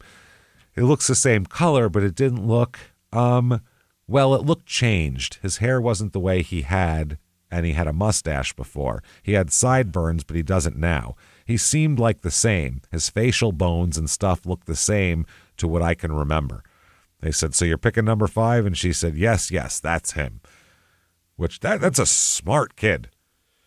That's damning, too, when a kid does that. Absolutely. Yeah. Put her on the stand and have her go, it's him, and he did this, and this to me. You are in deep shit, my friend. So the employees from the Dairy Queen traveled down from Bellevue. They're there. The male employees picked the wrong guy. Really? But the girl who'd had to been forced to give him oral sex after the employees were locked in the males were locked in the freezer, she recognized Randy. She spent a lot more time with him, too. She said that it was his eyes and his voice. She said the same tone value, not too many ups and downs, not a real monotone, but not much inflection. Right. She said it was a feeling I had when I talked to him. Interesting. Another victim who'd been sodomized in the Albany laundromat. When she saw Randy, she circled number 5 and she said, it sure made my heart race when I saw him. I remember his eyes and his nose and his voice. So Randy should have put contacts in and used a high voice if he wanted to get away with this, because this is what fucked him good. See, like I couldn't run around being a rapist. They'd pull recognize my voice in a second. I'd be screwed. As much You'd be giggling half the time. Yeah. They'd be like, that's his giggle. I know it. Yeah. That's if I didn't laugh, I might get away with it. Yeah, that's. There's a million of me out there. I dare you to get a lineup going. I was going to say, if there's a lineup going, you'll get pulled in by mistake. Be like, that's him. I swear to God. Bald head, beard, glasses, that's the guy. Tattoos, it's the one. Might be fucked, yeah. You want to stay away from that shit. Try to look less like people, right? For your own safety. Oh, man. So, yeah, she said that. It's his eyes, but not all the victims helped. The girl who'd been shot in the restaurant in Oregon wasn't sure about the lineup. She said she didn't know if any of them were the gunmen, and then she picked number 2, which was not Randy. Not He's him number at 5. all. No. Yeah. The desk clerk from the Knights Inn Motel, remember that's the one he asked the girl about that when robbed. She said, number 5, that's the one. The majority of the victims picked number 5. Some were sure, some weren't quite so sure. Then they bring Beth Wilmot in. And, she's the one who was shot at the Transamerica building while her friend was murdered. The Kamenick said, when it was Beth's turn, we walked out of the viewing area into the interview rooms. I handed Beth the little card and asked her to circle the number that matched the man who shot her. If he was there, and then sign it. So she circled it and gave it to me. I looked down, and there it was, number 5. So pretty damning. They said that this was the most important victim as far as this all went. This was the living victim whom he'd left for dead, and she can also connect him to a murder right there, not just a rape, robbery, a murder. So they said, tell us why you picked number 5, Beth. She said, okay. She said, the reason is that he's tall and the way he was built. I checked his whole body out. His face, just the way his face was, and I could picture him in a hood and just everything about him. I chose him. That's the why I chose him. His eyes, everything. And he said, that's the man. She said, that's him. There he is. So they're like, all right, this is good. They feel like this is solid. The Beth's identification convinced them that he's definitely their guy. Right. So they discussed arresting him right then for murder, but they didn't want to risk the chance of a reversal on any kind of legal technicality. So they were like, okay, let's figure this out. One of the detectives went to his office to do the paperwork, working through the whole night and getting a district court warrant early in the morning, charging him with murder, attempted murder, 2 counts of sodomy, and the attacks of Sherry Hull and Beth Wilmot. We'll start there. We can make the rest later, but we think we got an eyewitness to this one. So pretty good, yeah. They said the warrant will be ready at 10:30 a.m. You can arrest him then. So at 10:44, they went to his cell and charged him with the 4 counts, placed him under arrest, and Woodfield looked at him, and Randy said, I knew it. I knew it last night that you guys were charging me. Oh? Okay, great. That's all he said, though. What? Yeah, I knew it. He's not going to, okay, all right. So March 9th, 1981, now it's real public. You know, now it's a big deal in the public. Every ex-grid star charged in one of the I-5 murders. And they show him in his Packer yearbook photo. Oh, no. That's what they show him in with his pads and his jersey on. Yeah, because now because that makes it way more interesting to the reading audience. Yeah. So it's Riveting. especially in Portland. So this is just the whole thing. Now he's really pissed off, as you can imagine, because now it's public here. By the way, right below that article, it just says he's the focal suspect in their investigation of the rest of the I-5 crimes, and right below that is this picture of a weed leaf. What is that about? Yeah. And it says epidemic? An epidemic that maims our children. Maims. Legs are popping off. Oh, my God. It says the first in a 10-part series titled Marijuana and Your Child says there's an epidemic loose upon America's children, one that maims rather than kills. Really? Calm down. Taking off ears and shit. Wow. Just chops pieces of you off. Wow. Sends them to your parents and shit. Yeah. It's weird. Real weed will get you fireworks. like that. Oh, way worse than fireworks. Yeah. Fireworks don't send parts to your family. So they end up driving Randy back towards Salem, where he'd be placed in the Marion County Jail. They thought if they left right away, they could have Randy safely in jail before the press got word of his arrest on the murder charges, and they could get him in and not have to worry about reporters and photographers.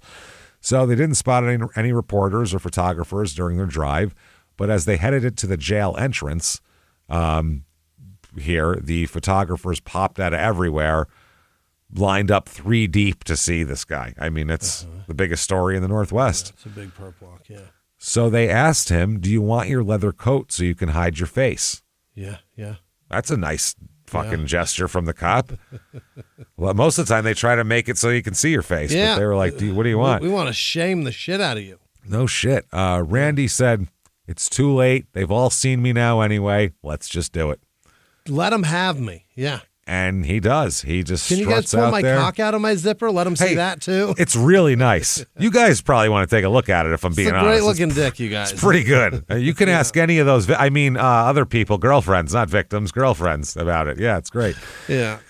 So they keep it moving. While they're booking Randy into the jail, he turned to the detectives and said, "My only regret is that I didn't have a chance to shave or put on clean clothes before I had to face the news cameras." That's what he's upset about. He don't think I want to shave. I need didn't to think take he a shave. didn't think he represented himself in the most attractive fashion in front of the reporters. That's his main problem here. That's fucking wild. But he grinned and smiled for the cameras and everything else. Didn't give a shit.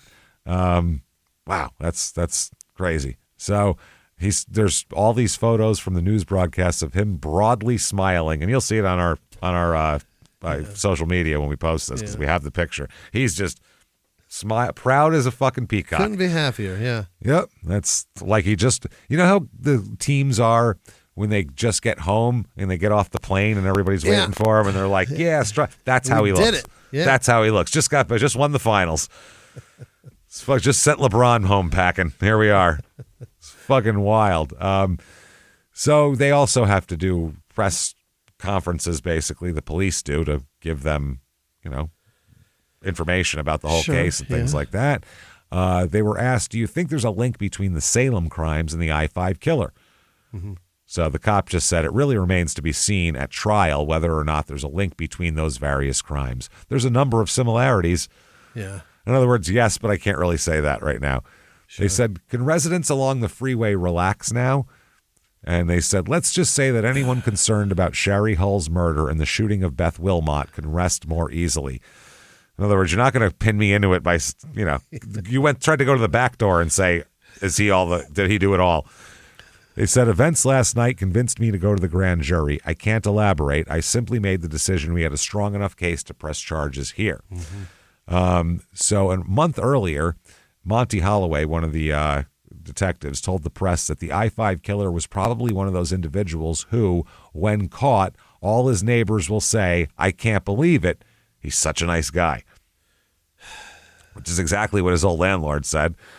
And in Eugene, here's Shelly Jansen. Shelly update. Yeah. She's sitting in her dad's house reading this shit in the newspaper with a fucking U-Haul full of her shit outside. This is horrifying. She just left a week ago. This is crazy. Life has changed. Real weird. She couldn't figure it out. She said he's charged with murder. She's like, what the fuck? There's no way. This has to be a mistake. Yeah. So Randy's locked up in jail, and now they have tons of crimes and tons of victims that they can now try to connect him to because they don't have to worry about finding him. So Shasta County detective contacted Randy's sister in Mount Shasta to see if Randy had actually stopped to visit her and her family on his trip to Northern California. She said that he had been there twice. On the way down, he'd stopped on January 30th for lunch. He'd been wearing a blue plaid shirt that she'd given him for Christmas and blue jeans. He'd called to get Shelley's flight number and then continued south. He'd come back before 11 p.m. on Tuesday, February 3rd. They sat up talking about his relationship with Shelley, even though he told his sister that he and Shelley were not engaged yet. Now Shelley, they actually were engaged, so that's weird that he wouldn't tell his sister that. He also talked about jobs he might get in Eugene, working at a golf course. Golf course in Oregon seems like it'd be closed a lot due to rain. Yeah. Maybe if you got it. Possibly. I might get it, yeah. I might get it. Might be working in the caddy shack. You never know. His sister said she'd been a little concerned about Randy's unemployed state, but that he'd seemed confident that he'll get a job. He'll figure it out. They said he hadn't seemed nervous or tired. They said, when did he leave your home after a second visit? She said, before noon the next day, February 4th. He stopped by my husband's office to say goodbye to him. Then they talked to Randy's brother-in-law, who's a doctor, and he said the same thing, blah, blah, blah. Yes, he did stop there. He stopped at his office to discuss his relationship with Shelley. This doctor said, the brother-in-law, he had difficulty understanding how Randy, if he was a guilty man, could have been so calm in his visits to his sister's home when the times and locations all met. Like if he was just killing someone or on his way to kill someone, how's he so cool and chill? Sure. Don't get it. Because there had been the rape and robbery at the Burger Express in Reading in the early evening of February 3rd, 10 miles north an hour later. That's Janelle Jarvis and Donna Eckert are both murdered. So the Shasta County detectives estimated that the killer had cleared Mountain Gate before 9 p.m., and Randy Woodfield showed up to visit his sister in Mount Shasta, 60 miles north of Mountain Gate on the I-5 right before 11, which is the perfect amount of time. Yes. They said if Randy had committed the murders in Mountain Gate, they didn't really affect him very much. He just kept on going. And then the next day, he left Mount Shasta in the afternoon after a family visit, headed north. And that evening is when Jesse Clovis had been subjected to hours of sexual abuse in Wairika. We remember that one. That was the one in the car. That was horrifying. Nice. Horrifying. Man, that's only 35 miles up the freeway. So the times are perfect. Yeah. Randy's relatives all said that he wore a leather jacket when he visited them. The victims in Reading and Wairika had described a green windbreaker, and the windbreaker had been found during the search of the home that he was living in when they caught him. Yeah. Randy's sister and brother-in-law were a little shocked to learn that on March 5th, Randy had been arrested for a parole violation when a friend called from Eugene. They couldn't believe that he was being charged with murder. They said that he seemed the same as he always was when he'd written to them in the first week of March. He talked about setting up a chess by mail game with a mutual friend, about his new fiance who he loved. He sent a note for thanking them for putting him up. He called the next day to say Shelley was driving up, asking if she could stay with his sister and brother-in-law. They said sure, and Shelley had stopped there and all that kind of thing. So they just don't get it. Yeah. March 10th now. This has only been the last 10 days have been wild. They're going fast. Wow. March 10th, there's all these articles. Every time they move him, basically, it's like big news. Every time anything happens, this is the biggest story going at that time. They said they moved him down to here, and it's a whole big, huge article about it, talking about him. They said, wearing a mustache and a day's growth of beard, Woodfield looked undistressed as he ambled into the Marion County Courthouse, despite the handcuffs which bound his arms behind his back and the detectives by his side. Hell yeah. Yeah, that's not the best not the best situation to be in, probably. No. So, yeah, they said that the cops won't tell him anything, basically. That's the only news they got here. Is that the cops won't tell him shit, and they're upset about it. One, by the way, he was named at one point. Now they're just talking about his childhood a lot. And they said neighbors in Springfield knew little about him, but he spent many afternoons playing football and basketball with neighborhood children. In Newport, he was named Rotary Student of the Month on one occasion. Oh, that's most great. Athletic member of his high school class. One acquaintance said he was a beautiful kid, the star football player. So it's just the typical article of, oh, my God, you can't have that and blah, blah, blah. A reporter prefaced a question to the cops by saying, "You say you haven't found the murder weapon." And the cop said, "I didn't say that." Oh. So just, you said that. Yeah, you're the one saying that. Here is Dixie Palater now. Okay. Now, this was Dixie Palater's 22, and the detectives had gone to Milwaukee, Oregon to speak with her.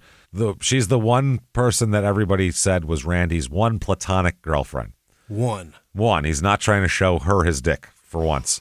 Okay. So now there were rumors that Dixie had accompanied Randy on at least one of his trips into Washington State, and that she had talked about helping Randy buy a gun. They found a receipt in Randy's wallet, if you remember, from the G.I. Joe store. Right. Yeah. Can't believe it exists. That's wild. The 32 was missing. The 38 was missing. And so was the little silver gun described by so many of his victims. But Dixie told the cops that she had agreed to purchase a gun for Randy. She said, but I changed my mind and I never picked it up. So it wasn't that one. So they wanted to talk in depth with Dixie, and they weren't convinced that she was telling the whole story here. So on March 10th, they have a grand jury subpoena for records pertaining to the purchase of a 32 caliber ammunition from G.I. Joe's, the store there, by Dixie Palater on December 19th. They found out that a purchase had taken place. Dixie's lying. Dixie continued to deny that she bought the ammunition. Other records verified that Dixie had also purchased a .22 caliber weapon on October 10th, but that she'd returned the gun and gotten her money back on December 10th. That's a pretty good policy. That's 60 days. Not bad. Not bad at all. On March 10th at 6:30 in the evening, the cops from Beaverton and one from Marion County contacted Dixie at her home. She's a Portland bus driver and told the detective she met Randy when he was a bartender, obviously, and they become good friends. She said, that's about it. We just continued being really good friends. They said this is the first woman they've talked to who knows Randy, who Randy didn't fuck or try to fuck. Wow. First one they've ever talked to. Every other single woman they talked to said, oh, yeah, Everyone. I mean, he tried to bang me, but either I did or I didn't. It's interesting. Randy had been living with Lucy Grant in Oswego, and Dixie was going steady with a man when they met. So she said, we got to be such close friends because he was splitting up with Lucy at the time, and I talked to him about my problems with my boyfriend. Sure. So they said, so you had something in common. She said, yeah, at first it was kind of like dates, except, nothing ever came of it. So then they said, Dixie, I don't think you've been telling us the truth. I think you know more about Randy's activities than you're admitting. We've gathered a lot more information since the last time we talked. They said she grew very nervous. And, Dixie said she wasn't good at remembering dates. She thought that a robbery involving Randy had taken place around Christmas 1980. Yeah. She mentioned that Randy had mentioned robbing the Baskin-Robbins ice cream parlor in Washington. Wow. He told her. Yeah. He said he went into Baskin-Robbins and made a girl get on the ground, and I can't remember his words. I just know that he said he made her get on the ground and told her to put the money in a bag and told her just to remain on the floor till he was gone. Yeah. She thought the robbery had occurred somewhere off the freeway near Seattle. They said, did he mention anything about disguises or anything? Oh. And she said, he mentioned a beard. Why was he telling her this? It's platonic. That's the weird part. Because he's not plowing her, he feels like he can trust her. I guess. I don't know. She's not like, it's so strange, man. What a weird thing. She said he mentioned a beard. Yeah. That's not good. And they said, anything else? And she said, this is what really did it. He set a Band-Aid over his nose. Oh. Uh-oh. Yeah. Uh-oh. Yep. Yeah, they said, did you say why he did that? And she said, well, I guess because that's so you can't be identified because the nose is supposed to give you away. Asked if she'd ever seen the beard, she said no. They said, listen, you're not a very good liar, okay? You're not good at this, are you? Yeah. This isn't, you're a Portland bus driver. Give it up, lady. What the fuck are you doing? That's crazy. Some of Dixie's relatives had told the cops that Dixie might have been along on some of the robberies in Washington. He took a Bonnie with him, they think. That's crazy. But she continued to insist that she had not been with him. She had heard about him talk about the silver gun. However, quote, he wanted to take it down to his dad's. That's why he needed the bullets for practice shooting. Weird. Strange. She said another reason was that the guys that smashed up his car were giving him a bad time and they weren't going to pay for it. So he said he wanted to flash the gun on them if they were going to try to beat him up or something. He said that he would, it's smarts when you get hit. Yeah, it's smarts. That's smart. That's smarts. He said that he would just show them the gun, but he wasn't going to have bullets in it. They said, did he tell you about the 7-Eleven too? Yeah. She said, well, they showed it on TV with that guy that was holding up one of the stores and showed him on film from the hidden camera. I think he had a cap on. That kind of looked like him. I don't know. She said that she was the type of person that you could confide in. Well, apparently not. I would say not, as a matter of fact. But she didn't want to talk about any of the other crimes alleged to have been committed by Randy. Yeah. They said the cops knew that Dixie knows more than she's telling. She's given us a little tiny bit, not telling. She finally admitted that Randy had gone with her to buy a little silver gun and that Randy had chosen it. But she had returned the gun in December. She thought that perhaps he had used the gun when he'd gone to Washington. Later, she admitted that Randy had another gun she thought he obtained through a private party, but said she never saw it. They said, where did he get the gun? What private party? Tell me what happened. Damn it. She said, I don't know who it was. I swear to God, I don't. This is getting to be, I swear to God, I don't. They said, was it a dirty gun? Stolen? Clean? What? She says, I just think it was maybe a friend. I don't know. See, I wasn't too interested. I didn't really want to hear all this stuff. I wasn't wanting to hear about all, guns and stuff. And I'm scared to death of guns myself. You guys act like I'm telling the truth. Get that lie detector in here so I can. And they said, we'll get to that. Yeah. Keep going. She said that she knew the second gun had been silver also, only because Randy had told her that it was. Yeah.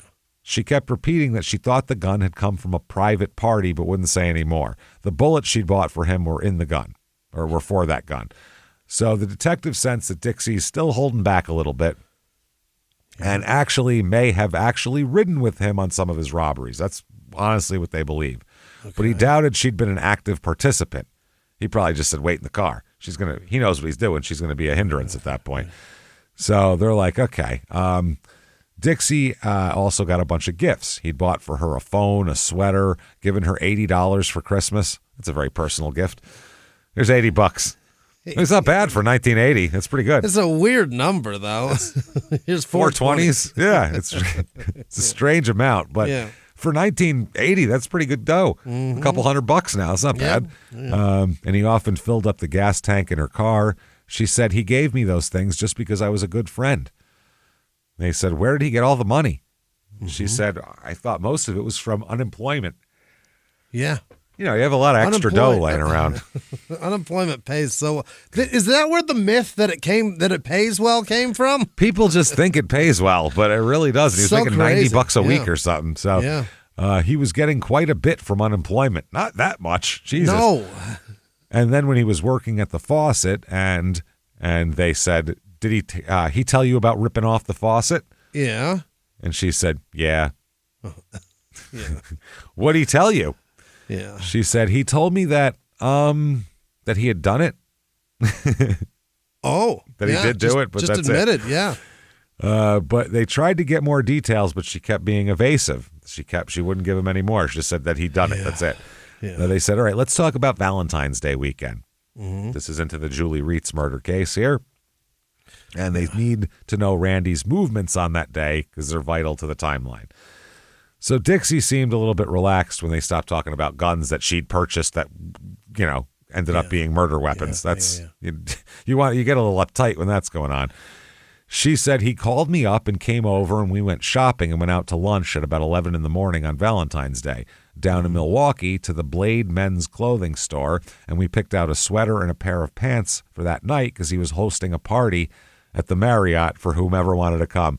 Yeah. He bought a special outfit for it, dude. Oh, my God. And this was romantic to him. Dude, nobody showed up. He said, I'm having a party. I'm gonna put on my best. I got a new sweater. And nobody showed up. He sat there in a brand new outfit with not a fucking soul to show it to. Just like rolling whiskey over ice in a glass with nobody there. Sitting there looking around. Balloon strings dangling about head length, head height as he sits in a chair going, I wasted my fucking time on this one, huh? Wow. I guess we don't need all this champagne. Holy shit. So she said Randy had changed into his new clothes at her house and left about 6 p.m. to go to the Marriott, but when Dixie called his room at 7, he wasn't there. He called her later and asked her when she'd be coming down, but Dixie said she felt ill and she never went. So Dixie didn't even go to his fucking party. Yeah. Randy kept calling her until about midnight, and then she didn't hear from him again until 9 the next morning. Yeah. She said he was going in the jacuzzi and then he had to check out by 3, and then he was going home. 3 o'clock checkout. That's awesome. Yeah. I want 3 o'clock checkout. Jesus. That's great. Dixie and her boyfriend joined Randy that afternoon for racquetball, and she'd found that he was just being normal. He mentioned to her that he didn't need his gun any longer and that he'd thrown it in a river. Because that's what you do when you don't need a gun anymore. Yeah. You don't sell it or point it in you just throw it in the river. That's where that goes. Right? It's normal. That's where they go. It's a good point. That's where they go. So there's actually there's a sign up that says guns with an arrow to it, and that's where you stand and throw. Put them right here. Yeah. Yeah, it's that way they'll land in a deep part. Yeah, it's good for that. So they said he had contacted you recently and asked you to provide him with an alibi. And she said she was silent for a few moments and then said, well, he called me the day before the police came to his house. He said he needed my help because they were suspecting him in that Beaverton girl's murder. And I told him, no, I can't help you about that. Yeah. I was really shocked, and I go, what? They're suspecting you of murder? I mean, I know that you go in with guns and rob people, but to shoot them, actually. And he said it was no big deal, that he just needed my help. Just as soon as I got off the phone, I told my sister that if he called to say I was away with one of my girlfriends somewhere. And she's ditching him now. They said, did he ever tell you that he knew Julie Reitz? She said, no. They said, did you know Julie Reitz? She said, no. Dixie said that she had known about Darcy Fix's murder. That's the friend's ex-fiance. And about Sherry Ayer's murder, too, through information from Randy, but only that they had been killed, and that's it. Mm-hmm. So they start asking her about his sexual preferences. Mm-hmm. And she starts to get kind of red-faced, a little embarrassed. It's not 2025, 1980, so she might be a little shy with that kind of shit here. Yeah. Finally, she said that Randy seemed to be fixated on fellatio rather than intercourse. Hell yeah. Randy likes his dick sucked. They said, you've indicated that Randy did like girls. Did he ever tell you how many girlfriends he had? She said he just dated. He had a lot of girlfriends he dated, different ones. He said, if you were to draw an opinion of Randall, how would you say his opinion toward women is? Yeah. She said, well, I'd say he likes women a lot. He's crazy about them. He's just always talking nice about them. Whenever he's gone out with a girl, he's always saying nice things about her. They said, okay, do you feel that he feels he's been wronged by women? Good question. She said he could have, yeah. He might have felt rejected a few times by some. And they said, okay, do you think that Randall liked girls? So you think that Randall liked girls, but you had a feeling that he thought he'd been wronged by girls and he'd felt rejection. And she said, I mean, maybe by a couple. That describes every man on earth, though. Of course. Who hasn't been rejected? Who hasn't been rejected or wronged by someone of the sex that they date? Yeah. That's ridiculous. Yeah. There's not a man or woman alive that wouldn't say that happened to them. If there is, you lucky son of a bitch. You are so hot. Good for you. You're so hot. You've done all the dumping. Yeah. So she said, maybe a couple. Well, he used to tell me that he couldn't understand why girls stood him up. And I used to tell him I couldn't see why either because he was a good-looking guy. And he goes, you even stand me up. Yeah. But he said that didn't matter because we were just friends, and we kind of laughed about it, which is just fun. They said, did he ever describe to you what he meant by the word stand up? Did he explain that to you? Mm-hmm. I think we all know what that means. She said, no, he just said they'd stood him up. He said that he didn't know why. He said he was nice to them. He didn't know why they'd stand him up. Okay. They said, did he indicate how many times this happened? She said, quite a few. He says, girls always stand him up. Yeah. Wow. They said, did you feel he had any hatred toward women? This is the same question from before asked now. She said, no, he didn't ever seem like he had hatred for them. Every time we went out together, he was always asking a lot of girls to dance, and he always seemed happy around them. Always had a lot to talk about, to talk to them about. Was always nice to them. Mm-hmm. So they, the one cop gets up from the room and goes and calls the district attorney and says, she's not telling us everything. She's holding back. And the DA said, arrest her for hindering prosecution. Fuck it. Yeah. You see if that talks. I'll file a material witness complaint against her. So at that point, they can hold her as a material witness until she decides to talk, which is wild. So they came back in the room, read her Miranda rights, and she was like, what the fuck? Put the cuffs on her. Yeah. All of a sudden, she gets flashes and floods of memories coming back to her. As soon as the metal touches her wrist, it unleashes, I don't know if it's the... I'm allergic. The reaction to the metal, whatever it is. Maybe it was a little shock, it was a spark from the metal. She's rubbing her foot on the carpet, and then it just sprung her brain into memory mode, but that's what fucking happened. She needed the bridge between the arms. It was a short circuit. Now it's connected. Now it's all... Now we got a whole circuit going here, right from the floor right up through her head. So suddenly she remembered that she had indeed seen Randy Woodfield with a silver .32 caliber gun in his possession. Yeah, he actually did. She said, but I only saw it once. He had it in the car right after I bought him the bullets, and he was trying to put the bullets in the gun. Yeah. However, a little bit later, she admitted, okay, that wasn't the only time I saw the gun. No? She'd also seen it, Randy cleaning the gun sometime before Christmas 1980. Okay.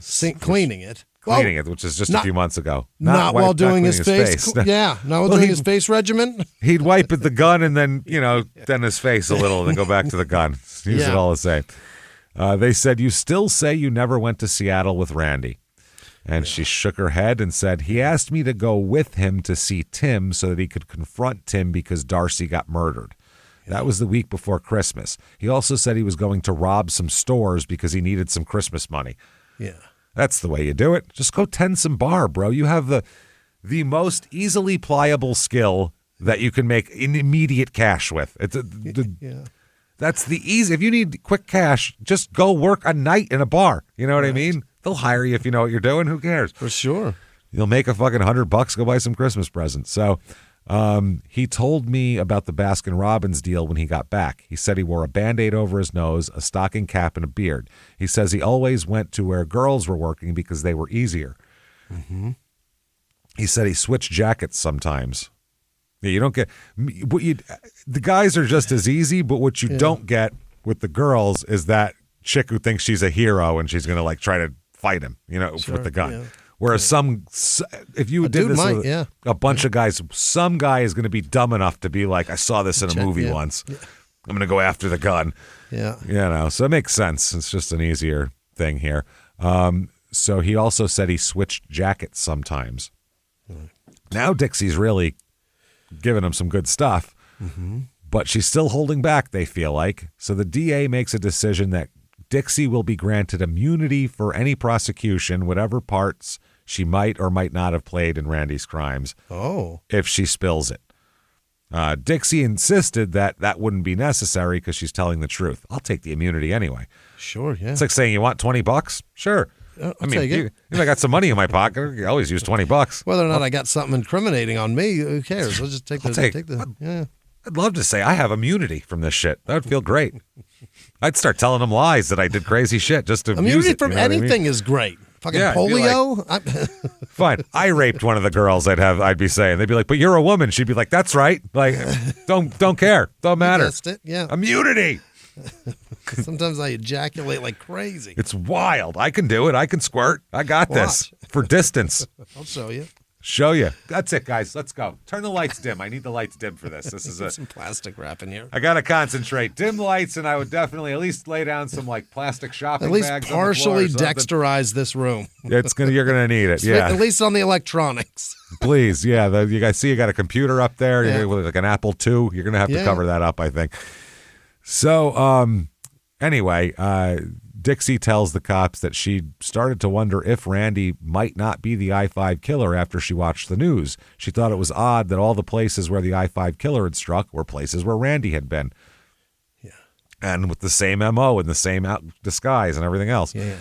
She said, I even mentioned my worries to him once, but he told me not to jump to conclusions. He wouldn't talk about it. He told me before that I shouldn't tell anyone about the gun. He told me I should be quiet about anything he told me. Take this info and shut the fuck up. Hide all of this info. Yeah. Yep. Dixie was given a polygraph test, and she said she wanted to clear her name. Mm-hmm. So they administer the test, and here's the pertinent parts. Did Randy Woodfield tell you about killing anyone? Were you with Randy Woodfield when he committed robberies or murders? Did Randy Woodfield tell you where he threw the gun, or were you with him? Do you know the exact location where the gun was thrown or gotten rid of? Do you know where Randy purchased the silver gun?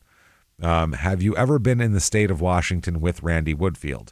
How many times have you purchased gun ammunition for Randy Woodfield? Which she said once. They said deception, by the way, on that one. Mm-hmm. Did Randy Woodfield ever give you any money, which was the proceeds of a robbery or theft? Were you ever with Randy Woodfield when he committed any murders? So she'd been promised that nothing in the polygraph test results could be used against her in a court of law, obviously. but she was still evasive on a lot of things, a lot of inconclusive, a lot of deceptive. The .32 caliber would never be found. Never? It's somewhere at the bottom of some river, and we don't know, in Washington, Oregon, California. By now. Yeah. Who the fuck knows? So, I mean, One-Eyed Willie's loot somewhere. Yeah, we never know. It was 60 years from now when all the rivers are dry or whatever. I don't know. It'll pop up. We'll find it eventually. It's buried beneath a bunch of sediment. We don't know. I'm sure it is. Yeah, I'm sure some fucking kid will dig it up. Oh, for sure. Shoot his little sister or it's something. Probably still loaded. Yeah, it'll be a 100-year-old gun at that point. It'll still work. You just shoot like sand out of the end of it when it fires. It's ridiculous. So, they'd rather have the gun itself. That would be helpful. But the bullets taken from the head of Beth Wilmot, Shari Hull, Janelle Jarvis, Donna Eckert, and the bullet retrieved after the non-fatal shooting of the Sutherland, Oregon girl had all been fired from the same gun. Lands and grooves left by the gun's barrel were identical on the fatal bullets under a microscope. So that means they know they have him for shooting Beth because she witnessed it. So now, if the same bullets or the same gun was used for all of them, he did them all. So that's how that goes. Yeah. Yep. Now, the bullets are the thing that are going to fuck him good. That's the thing that's going to get him good because the brand of .32, they're all Remington Peters long .32s. Right, they're very rare. They said it's rarely sold. Even the biggest ammunition stores, they sell maybe 1 or 2 boxes of these bullets a year, like giant stores. A year? A year. 1 or 2 a year. Nobody buys these fucking things, so they know exactly who buys them pretty much. The bullet that had killed Julie Reitz had been a .38, and they think it's probably fired from a Model 60 Smith & Wesson revolver. And the Shasta County detectives contacted a firefighter again, firefighter Steve Eckert again, to ask what kind of bullets he had used in the weapon, which had been stolen the night his family was killed. Remember that? Right. Yes. He said that's how he got it. He stole it. Yep. He said he loaded his own bullets. So he didn't buy them. He loaded his own. He made his own rounds. So Makes he him explained, even more rare. Yeah. He explained some of the examples of those bullets are, he brought them there to the detectives. Yeah. Here's some bullets that I made. They were full lead slugs, and one of them was of particular interest, jacketed with 3/4 of an inch of copper and had a blunt-nosed lead end, identical from the bullets taken from Julie Reitz's body. Right. So this idiot, he stole a gun with reloads in it. He stole a gun with custom bullets in it, literally custom. Only one reloads. Yeah, one person made them, and also the rarest bullet sold at a gun store. These are the two. These are the 2 bullets he's chosen to use. I mean, honestly, that's just dumb as fuck. So they ended up after Randy's been arrested and everything. The missing gun, the .38, stolen from Steve Eckert's home, was found. Yeah. Yeah, the way it was found is fucking crazy, by the way. Where was it? They found this fucking gun. Yeah. A boy playing near the banks of the Mackenzie River, which divides Springfield from Eugene, glanced into the water and saw something shiny. Fished it out and said, oh, fuck, a gun, and brought it home, and parents called the Eugene Police Department. Wow. They came and picked it up. Stainless steel barrel, so it wasn't rusted at all. Serial number, real easy to read. Yeah. And the detective, who was not actively involved in the investigation, placed a call to California and said, we've got a gun here that was probably stolen in a burglary in your state. Read off the serial numbers, and they said that gun wasn't taken in a burglary. It came from a double homicide. Double homicide, yeah. In Mountain Gate. It's a big deal. Right. So it had been thrown in the river only blocks from the house where Randy was living. He threw it away right by his house. He drives hundreds all of the miles. way up and down the I-5. And guess what there's tons of in Northern California through Washington? Water. Waterways. Tons of it. Rivers, creeks, lakes, they're everywhere. This fucking idiot said, that'll do. Just right in the shallow water and right by the shore, right by my house. Like a fucking idiot. Lazy. Oh, man. That's crazy. The gun was still operable. Lands and grooves matched perfectly to the bullets. So the bullets had been definitely fired from that gun, but it's only circumstantial evidence because no one had actually seen Randy throw it in the river. Right. So it connects everything, but you never saw it. So They keep doing it. They keep building this fucking case. Detective for the Beaverton Police Department had been given the assignment of talking with Randy's sister, who lived in Portland, and with whom he had lived on and off when he was between jobs. Nancy, that is. Nancy said that Randy had arrived at her home on Friday night, February 13th. He'd gone out that evening and returned very late. The next morning, he complained that he had a hangover. He left that afternoon to have lunch with someone named Dixie, she said. Right. And his sister hadn't seen him at all on Saturday night. That is Valentine's Day. That's his party, going out to lunch, going clothes shopping. Asked if there were any guns in her residence. She produced a .22 caliber handgun, which she'd found still in the holster where it had always been. Yeah. They also received a phone call from yet another one of Randy's female acquaintances, a woman named Drew Casey, who had met Randy a year and a half before, reported something odd had happened at her home in Beaverton during the early morning hours of Valentine's Day, 1981, when Randy was on the prowl. She said, I was in bed at about 2:45 in the morning. My boyfriend had just called me from Eastern Oregon and asked me to drive over and go skiing. I told him I couldn't, and I went back to bed after I'd set my alarm for 7. Jesus. What? She's taking phone calls in the middle of the night. She's got to get up at 7. Suddenly, I saw someone walk by my bedroom window. I got out my can of mace and went to the window. I saw a tall, dark man outside, just a quick glance. I didn't recognize him as Randy Woodfield at the time. The man tried my front door, and I dialed the police department and ran out the back door. The officers came, checked the house, but no one was inside. But she said someone had ripped my phone out of the wall inside the house. Oh. So they did come in after she left. And the screen was off my bedroom window. So he was setting it up. Yeah. For a later time, basically. Yeah. He's going to come back and get in through the window and fucking... Wow. She couldn't call the cops. So, yeah, that's interesting as fuck. So she said, we never did find out who the prowler was. Later, I found out that Randy Woodfield had been in Beaverton that weekend, and I wondered. Okay, so now it becomes public that the gun is linked to all these cases, and this becomes a huge story. I mean, sure, huge. Now it's a whole fucking other deal here. Now, by the way, Dixie's real name is Christy Sue Ree. Why? That's her real name. Why Dixie? She's from the South? No, that's just what Ann Rule decided to call her. Oh, got it. Okay. Yeah. The victims, that's all their real names, except for the children, I believe. But the victims, that's all their real names. A lot of his friends who aren't involved, quote, in shit, they get aliases here. So her real name is Christy Sue Ree. That's her. So anyway, yeah, she was being held in lieu of $260,000 bail at the time, by the way, before they gave her immunity. So she's described, by the way, as an excellent driver. Oh. She's Rain Man got in there with her. She's an excellent driver. I'll tell you that much. She had joined the Tri-Met bus driving thing September 9th, 1979, and resigned October 3rd, 1979. Oh. You couldn't even learn to drive a bus well in less than a month, could you? Well, I mean... A bus, not well. Not well. You could certainly hammer the gas and just start steering. Yeah. I mean, to learn how to whip that thing in and out of shit, it'd take a while. That's fucking crazy. So anyway, they're looking for all this, and so he pleads not guilty, obviously. He's going to, it's murder, attempted murder, robbery, sodomy, all that good stuff there. All those charges you don't want next to your name, I would say.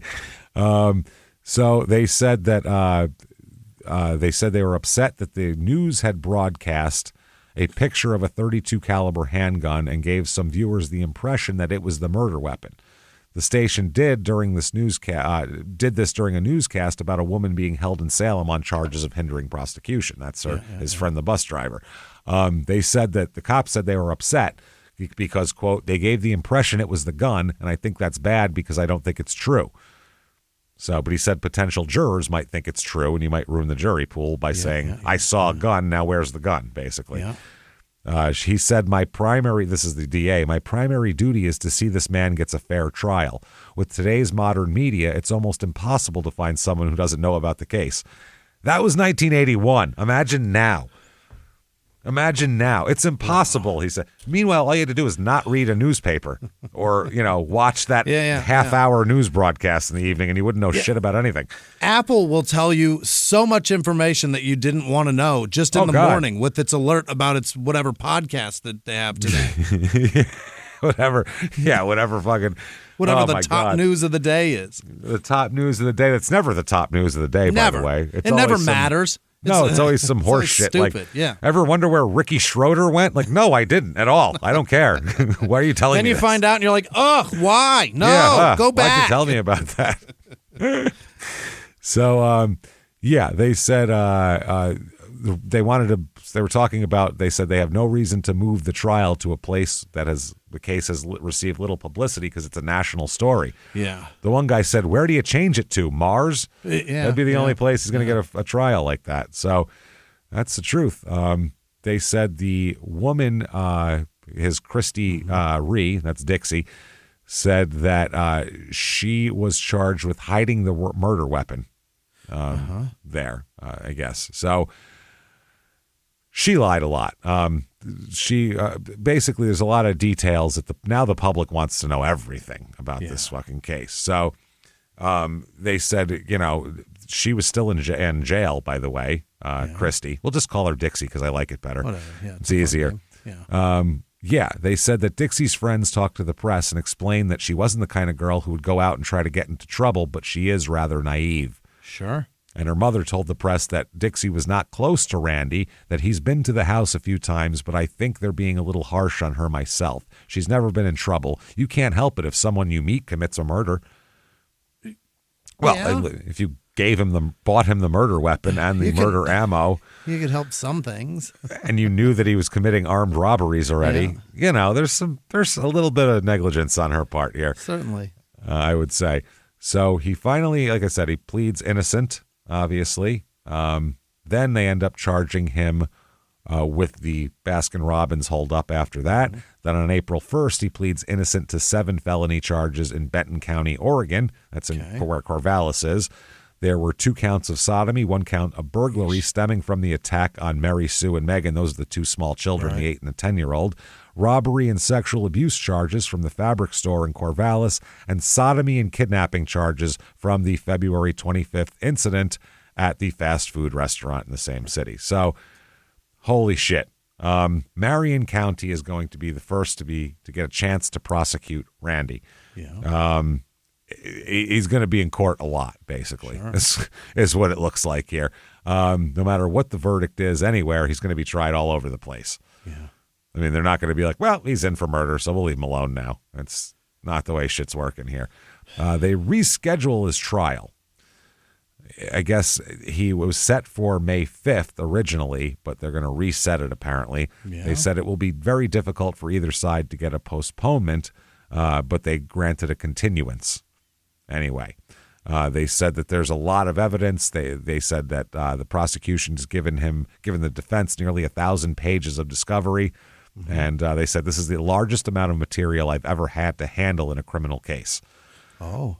Yeah. They said that even if it does nothing else in the practice, but work on the case, he still can't prepare it in less than 6 to 7 weeks. Even if I don't shit, I just do this. It's still going to take me a while. He said he's got pretrial motions. He's got all this type of shit here. They suggested an August 10th trial date because he has the following 2 weeks free in his trial calendar. But the defense said that August 10th was too far in advance. And then they said, how about June 29th? They ended up scheduling June 8th. Mm-hmm. And, all that. So June 8th is where it's going to be here. First, like I said, it was May 5th, and then they did it later. It around, yeah. Mm-hmm. Yeah. So the public has to wait now because they're dying for a trial. I mean, this is a big deal here. Being edged. Yeah, absolutely. So being edged hard. Pre-trial hearing begins on May 28th, and his lawyer alleges that Randy had been illegally arrested and that the March 8th lineup had been improper. Okay. He insisted that the parole violation charge had been a, quote, sheer hoax. I've never heard anyone use the word hoax that isn't lying. Yeah. Have you? No, they're generally lying when they say that. I think fucking Ed Gain said that. This is like it's everybody like that's what you say. It's a huge hoax. That makes it seem like it's okay. It's just a giant. It's just a giant trick everyone's playing. Yeah. There's tons of evidence. It's a hoax. Right. What are you talking about? And wow. And then he also talked about Randy's earlier attorneys advising him to appear in the lineup. He said, I would have never let him appear. Right. He said, I would suggest that 6 months for contempt is better than life for murder. In other words, don't do the lineup, get held in contempt, do the time, but walk away. Sure. Yeah, I would say. They said that the detective testified, Kamenick, that Woodfield's identification by victims of the I-5 killer was only one of 5 elements of direct evidence linking the shootings, him to the shootings at the Transamerica building. Okay. He cited pubic hair match, phone records, identification of Randy by a deputy as the man he'd seen near the shooting scene. Remember the cop was racing there and saw a guy standing there? Mm-hmm. And the bullet found in his residence as the other 4 elements of the crime, or the evidence. Yeah. They argued that the search of the home that he lived in had been legal and that Randy had been fully advised of his rights to remain silent under Miranda. Only one victim witness was called to testify in the pretrial hearing, and that's Beth Wilmot. She's going to be the... Yeah, she's a star. She's pissed off. She's been shot in the head, sexually assaulted, and had to watch her friend die and left for dead. So they said, is that the man in the courtroom? She rose from the witness chair and walked toward the table where he sat, stood in front of him, and screamed, I hate you, I hate you, I hate you. Which I'm honestly shocked they let her walk over that close to him. Yeah, you shouldn't be able to do that, right? I mean, usually they'll... she smuggled something in? We don't know. That's what I mean. Usually a bailiffs will go, hey, but whoa, we're not going to have that, just because they don't want to have a scuffle in the courtroom. They got to do paperwork for that shit. That yelled at Jeffrey Dahmer and told him she hated him? She was being drugged away as she was screaming. She was being dragged. She didn't get shot in the head a couple times, though. Maybe they were like, we'll give her this one. You know what I mean? I mean, he killed her brother, but... They shot this broad in the head a couple of times. Yeah, she took a couple of bullets here. This is different. Yeah. So then she walked back to the witness chair. So she just did that. She clenched her fists and literally just screamed, I hate you, I hate you, I hate you. Wow. The judge asked the press to use discretion in reporting the scene that they had just observed. Yeah. But it's not going to be held back. No, the report. No. This is courtroom drama in its most fucking purest form here. So they were like, oh, man, the trial's going to... This is the pretrial? Nothing... This is going to be unbelievable. Pretrial is like nothing. You sleep through that shit. If we got I hate you, I hate you, I hate you, this trial's going to be fucking awesome. Fucking actual fireworks in the room. It is going to be the best. He's facing a life term, and Beth has to... When she gets up on the stand, she's going to have to repeat everything that happened in front of a whole courtroom, which nobody really wants to do that. Yeah. So they trace all of his travels, Yeah. And that's what they're doing now, putting phone records together. I have a picture of this that I will post on our social media of this thing they have of all these numbers with arrows and strings going to other shit. Yeah, it's real crazy. Actually did it. Yeah. It's a real Charlie Day crazy map. It's insane. It's so fucking crazy. So they said that they have that also they found cocaine and marijuana in his home. They were telling the press that just to make him dirty him up a little bit. They said, though, the phone records, quote, it was almost like a map when you put it all together. They said some were made within minutes of the Shasta County homicides, robbery in Ashland, and along the I-5 interstate. So now they're giving the press all these little nuggets now. Yeah. Police also tell the court that Woodfield's rights were protected because they're trying to get the lineup thrown out. Oh? Yeah. His lawyer maintains his client was illegally detained March 5th and held under a pretext arrest, a detainer charging him with a parole violation, but that was really just to hold him for the other thing.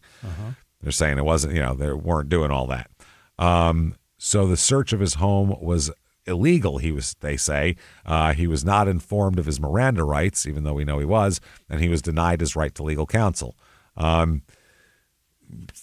Police say absolutely not true. We offered to call his lawyer fucking for him. He gave us a number and we did. They said he continued talking after we had advised him of his Miranda rights, and he said he wanted to talk to an attorney later on that night, and they said they took the initiative to contact the attorney. He said he couldn't get a hold of him that night, but he eventually found him at a ski resort in Idaho, the attorney. Oh, yeah. So he said the attorney said he'd make sure someone came to Springfield to represent Woodfield, and 2 attorneys who testified said that they were at the March 8th lineup at the police department. So he was represented by not 1 but 2 attorneys there. Right. It's hard to say that he didn't have his rights were violated when he was standing with 2 attorneys. 2 pay lawyers, too. Right. These aren't fucking public defenders. He's financing this, right? Yeah, they said Woodfield never asked for a telephone. He was given a phone on the 5th and 6th and was told he could make some calls. And, he said he didn't know if he made any calls or not. They said they left the room and let him to his own devices, basically. They said, so that's how all of that is going here. He said he first denied having any knowledge of Julie Reitz at all, and then when shown a photograph, he said he knew her, and they go down the whole list here. They also talk about the phone records and said, you knew very well that certain statutory and constitutional rights would have to be met. You knew as long as you didn't arrest him, you wouldn't have to enforce those rights. Okay, and they said that the residue found in the paraphernalia had not been analyzed and shown to be illegal drugs. So we don't even know that's, You assume he's smoking weed out of a bong.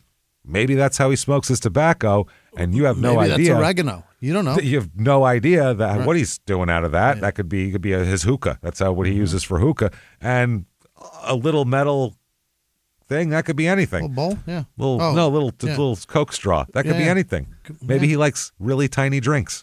Maybe that's short ones. Yeah. He only drinks out of Barbie glasses. That's maybe it. Shot glass. Maybe he uses that to feed his plants.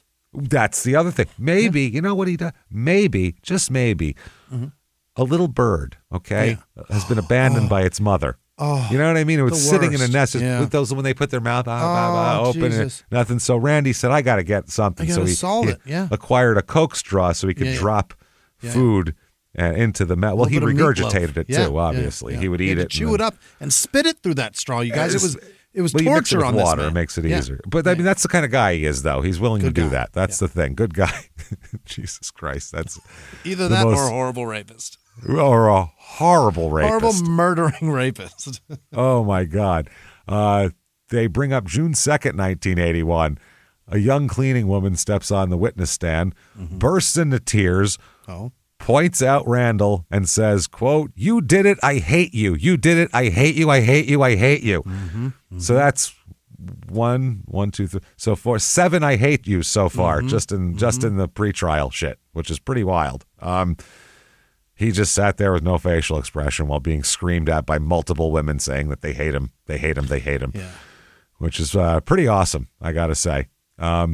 Not bad. I hate you, I hate you, I hate you.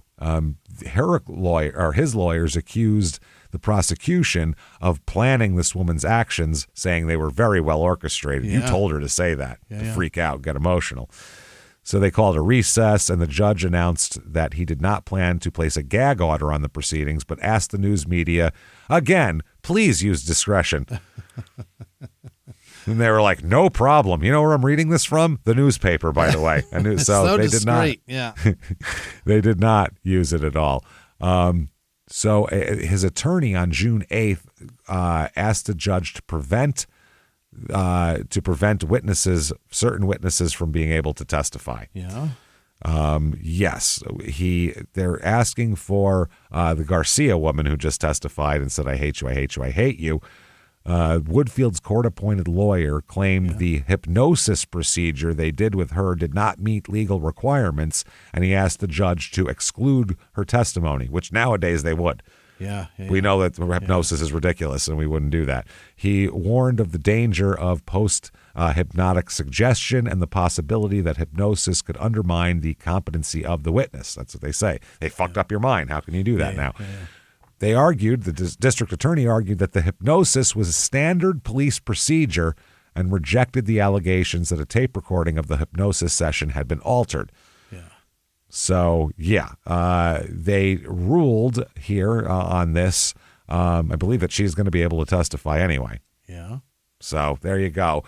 I think we'll stop it here before the trial starts. Let's go. Let's pick up next week with the trial. Great. With the trial and his prison and everything else. So, spoiler alert, he's not going to walk free on this shit. No, he's not going to get away with it?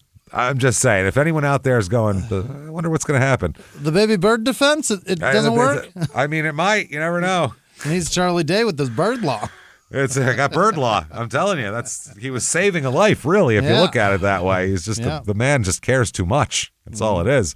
So, we'll leave it off there. Thank you for listening to this awesome, crazy, weird, fucking Randy Woodfield adventure that we have going on here. If you like what you're hearing, please give us 5 stars on whatever app you're listening on. It really, really helps a lot. And some people have switched apps. Throw the 5 stars on the new one you're listening on. Help out a lot there.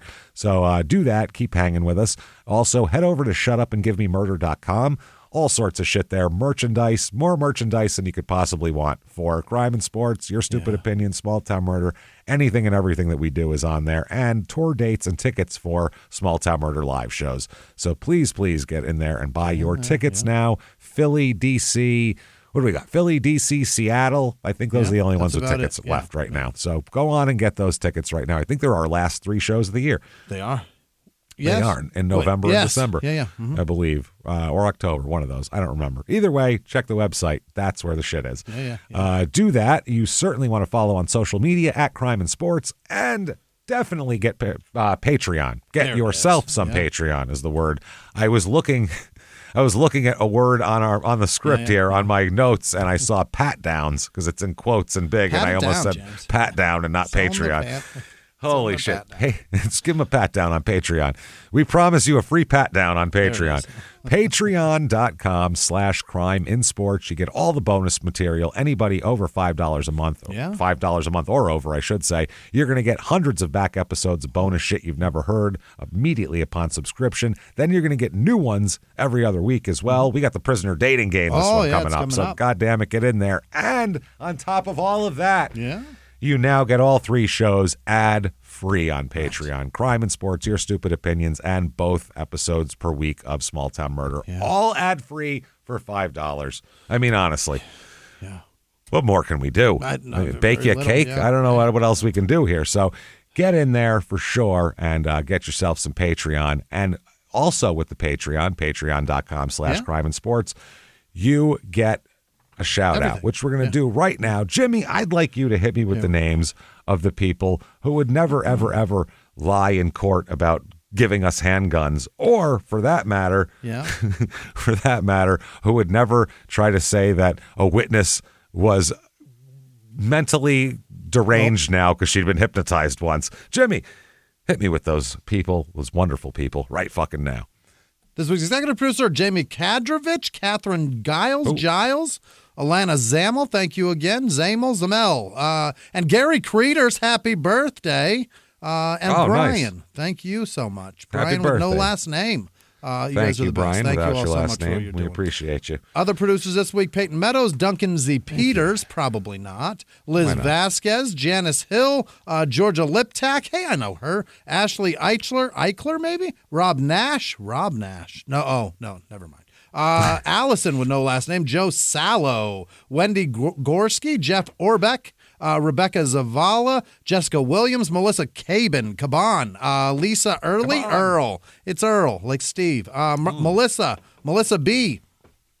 Ethan Banky, Daniel with no last name, Krista Gregg, Ryan Pizzuto, Brandy Cameron, Jeremy Rice, Amanda with no last name, Tim with no last name, Roger with no last name, Anina Dodiston, Kelly Jo May, Jake with no last name, Evangeline Maynard, Ian Ray, Lauren with no last name, Rebecca Ridenour, Leo My Murderer, I don't know what that means, K and R, the letters K and R, Hayden Morris, Danny Stewart, Tamal 99, Mary Price, Susan Sobosinski, Jess King, Wanda Schatzberg Gray, Felicia Roach, Brian Moore, Tiffany Wright, Benjamin Jones, Christian Delgado, John Grant, Ash with no last name, Sophie Cooney, Max Hubley is an idiot, Hubley perhaps. I don't think. Max is doing all right. Let's be specific about who's an idiot here, It's probably Hubley. Tanya Hamilton. It might be. Steve Barron. Holly L.A. Zaborowski.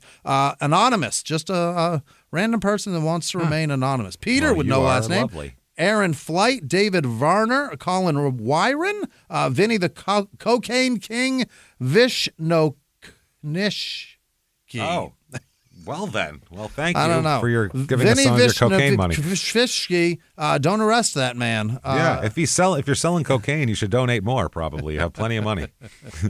Leah with no last name. Elisa with no last name. Donal Owen. Vale with no last name. Melvin with no last name. We're not too good for drug money, people. We're not too good for drug money. We will take any illegal proceeds. We don't care. We'll use it for good. Just don't send coke. I don't care about that. We don't want coke, but we'll Sell take it the money. And give me the money. That's Dana Wilcher. Courtney Franklin. Amelia Bont. Stacy Meacham. Tim S. Mark Donaldson. Catherine Belneve.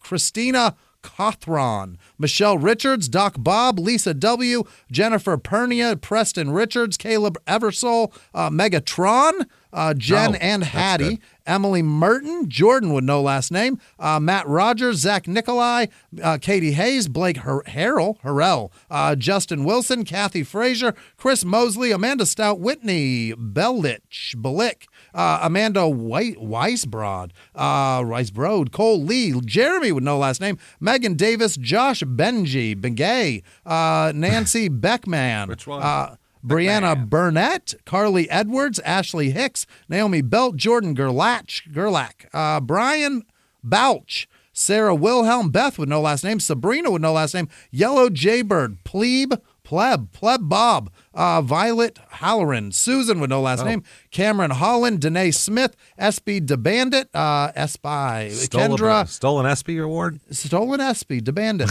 Kendra Sigersma, Mike Shearer, Mitchell Holmes, Donna Sauls, Lake with no last name, Dave Butts, Rudy with no last name, Tammy Kinnison, Sam's kid, Joanna Dresser, Mario Zaragoza, Jessica Hatter, Brian Hopkins, Sasha +5, Abby Smith, Hildu Run, Sigurdoda, Kavar Ran. Scrotum Face Sam, I know that one. Adam Graham, Heather DeAnda, Nora Moen, like faucets. Sandra Gammon, Josh Picot, belligerent behaviorist. Cody with no last name. Chantel Hamal, Carrie with no last name. Mickey Hardy, Brandon Dura, Kathleen Smith, Angela Bartlett, Shelley Nance, Declan Delaney, JT Matei, Driskard, Jorgensen, Shay Hansen, Leaf Blizzard, Carrie Sipik, Summer Walker, Drizzy Dorden, all right, Casey, nope, that's Stacy Mitchell, Carly Vieira, Nicole Ferris, Mr. Saturday, Brett Caldwell, Tina Schlingman, Kate with no last name, Jeremy Brenton, Parker Jones, Daniel Vincent, Becca with no last name, Virginia Bacon, Suzanne with no last name, Sonia Walker, Crystal K, Jeff with no last name, Ryan T, Tamara Crane, Ralph Castaneda, Bobby Potoff, Christina Olson, John Gorman, Carolyn Hyde, Justin Black, Sierra Savadas, Viceroy Burrito, Cindy Whitlock, Jesus, Barbie Pickens, Shannon Roseanne. Change your name, sweetheart. Sherry DC, Michael Bjorklund, Diane Slaughter, Linda Sandifer, Carrie Flanagan, Katie Manier, Andrea Oliver, Kiana Smith, Suzanne Libel, Sigmund, Matt Roselle, Brando Brandflake, Trisha Topping, Tyler Eller, Angela B, Monty Prinz, Elaine Barnes, Chad McClure, Renee Burdett, Jacob with no last name, Them Home, T News, Hannah Montague, Robert Fleming, Scott Silberman, Monica Quinn, Jessica Berkeley, Spencer Majeski, Luke McDonald, Sylvia Hernandez, Tyler Rako, Corey McGoodall, Sam with no last name, Sammy FedEx, Lori Bullock, Justin Meyer, Tom with no last name, Suzanne Harris, Susan Harris, Jane Shea, Megan Haggerty, Jen Strauss, W.M. Rice, Marilyn Cano, John Jason Boyd, Kayla with no last name, Susan Wolfenbarger, Mark Nixon, Kazuka with no last name, Jessica Walters, Marcos Kinkoza, nice. Queen well Koza, Scotty Midget? No, it's Miget, right? That's Myget? That's not Midget. Slade Garrett, T with no last name, Hale Nimrod, Tony, McGough, Therina Lee, Lexi with no last name, Nicole with no last name, John Schultz, Dominic Draper, Richard Profrock, Nathan Pitts, Finnis with no last name, Dina Dyer, Casey Randall, Megan Ross, Kevin Nolan, Terry Ann Chin, Danielle Caitlin, Care Bear, Cordy Crawford, Wyatt with no last name, Lolo Hill, Lisa Appling, Sarah Dawson Adair, Dan Rogers, Christine Fry, Beverly C., Stephen Hobbs, Ricky Kerner, Mary with no last name, Kathy J.C., Ann Fruchette, Eric Diebler, Pamela Parsons, Emily Dillon, Prue with no last name, Tessa Marshall, Amy Kellogg, Tim Wheeler, Carissa Kirsch, Laura Galloway, Rusty Shackleford, and the Pocket Sand. Ashley with no last name, Melanie Hines, Tyler Campbell, Leanne J., Beth Bernetsky, Amy Oldfield, Ama Williams, Ama. Ask Me Anything Williams, Amanda Ingalls, like Laura's kid. Jesus. Yeah. Oh, yeah. And all of our patrons. You guys are the best. Thank you. Thank you so much, everybody. You wonderful, magnificent bastards. We can't do anything without you guys. Thank you. You're the life fucking blood of the show. So we appreciate all that you do for us on a weekly, monthly, yearly, and daily basis. Yeah. Thank you. From spreading the word to donating to whatever it is, just thank you so much for all that you've done for us. Not only now, for the last almost 10 years. Thank you. Yeah. You guys are fucking awesome. You've made this a thing, and it's been 9.5 years worth of it. So thank you so much for doing that. And if you want to get a hold of us at any point, you can find us. Head over to shutupandgivememurder.com. There's drop-down menus with links to all the social media and all that good stuff. So come hang out with us and keep hanging out with us. And live from the Crime and Sports Studios, we will see you next week. Bye.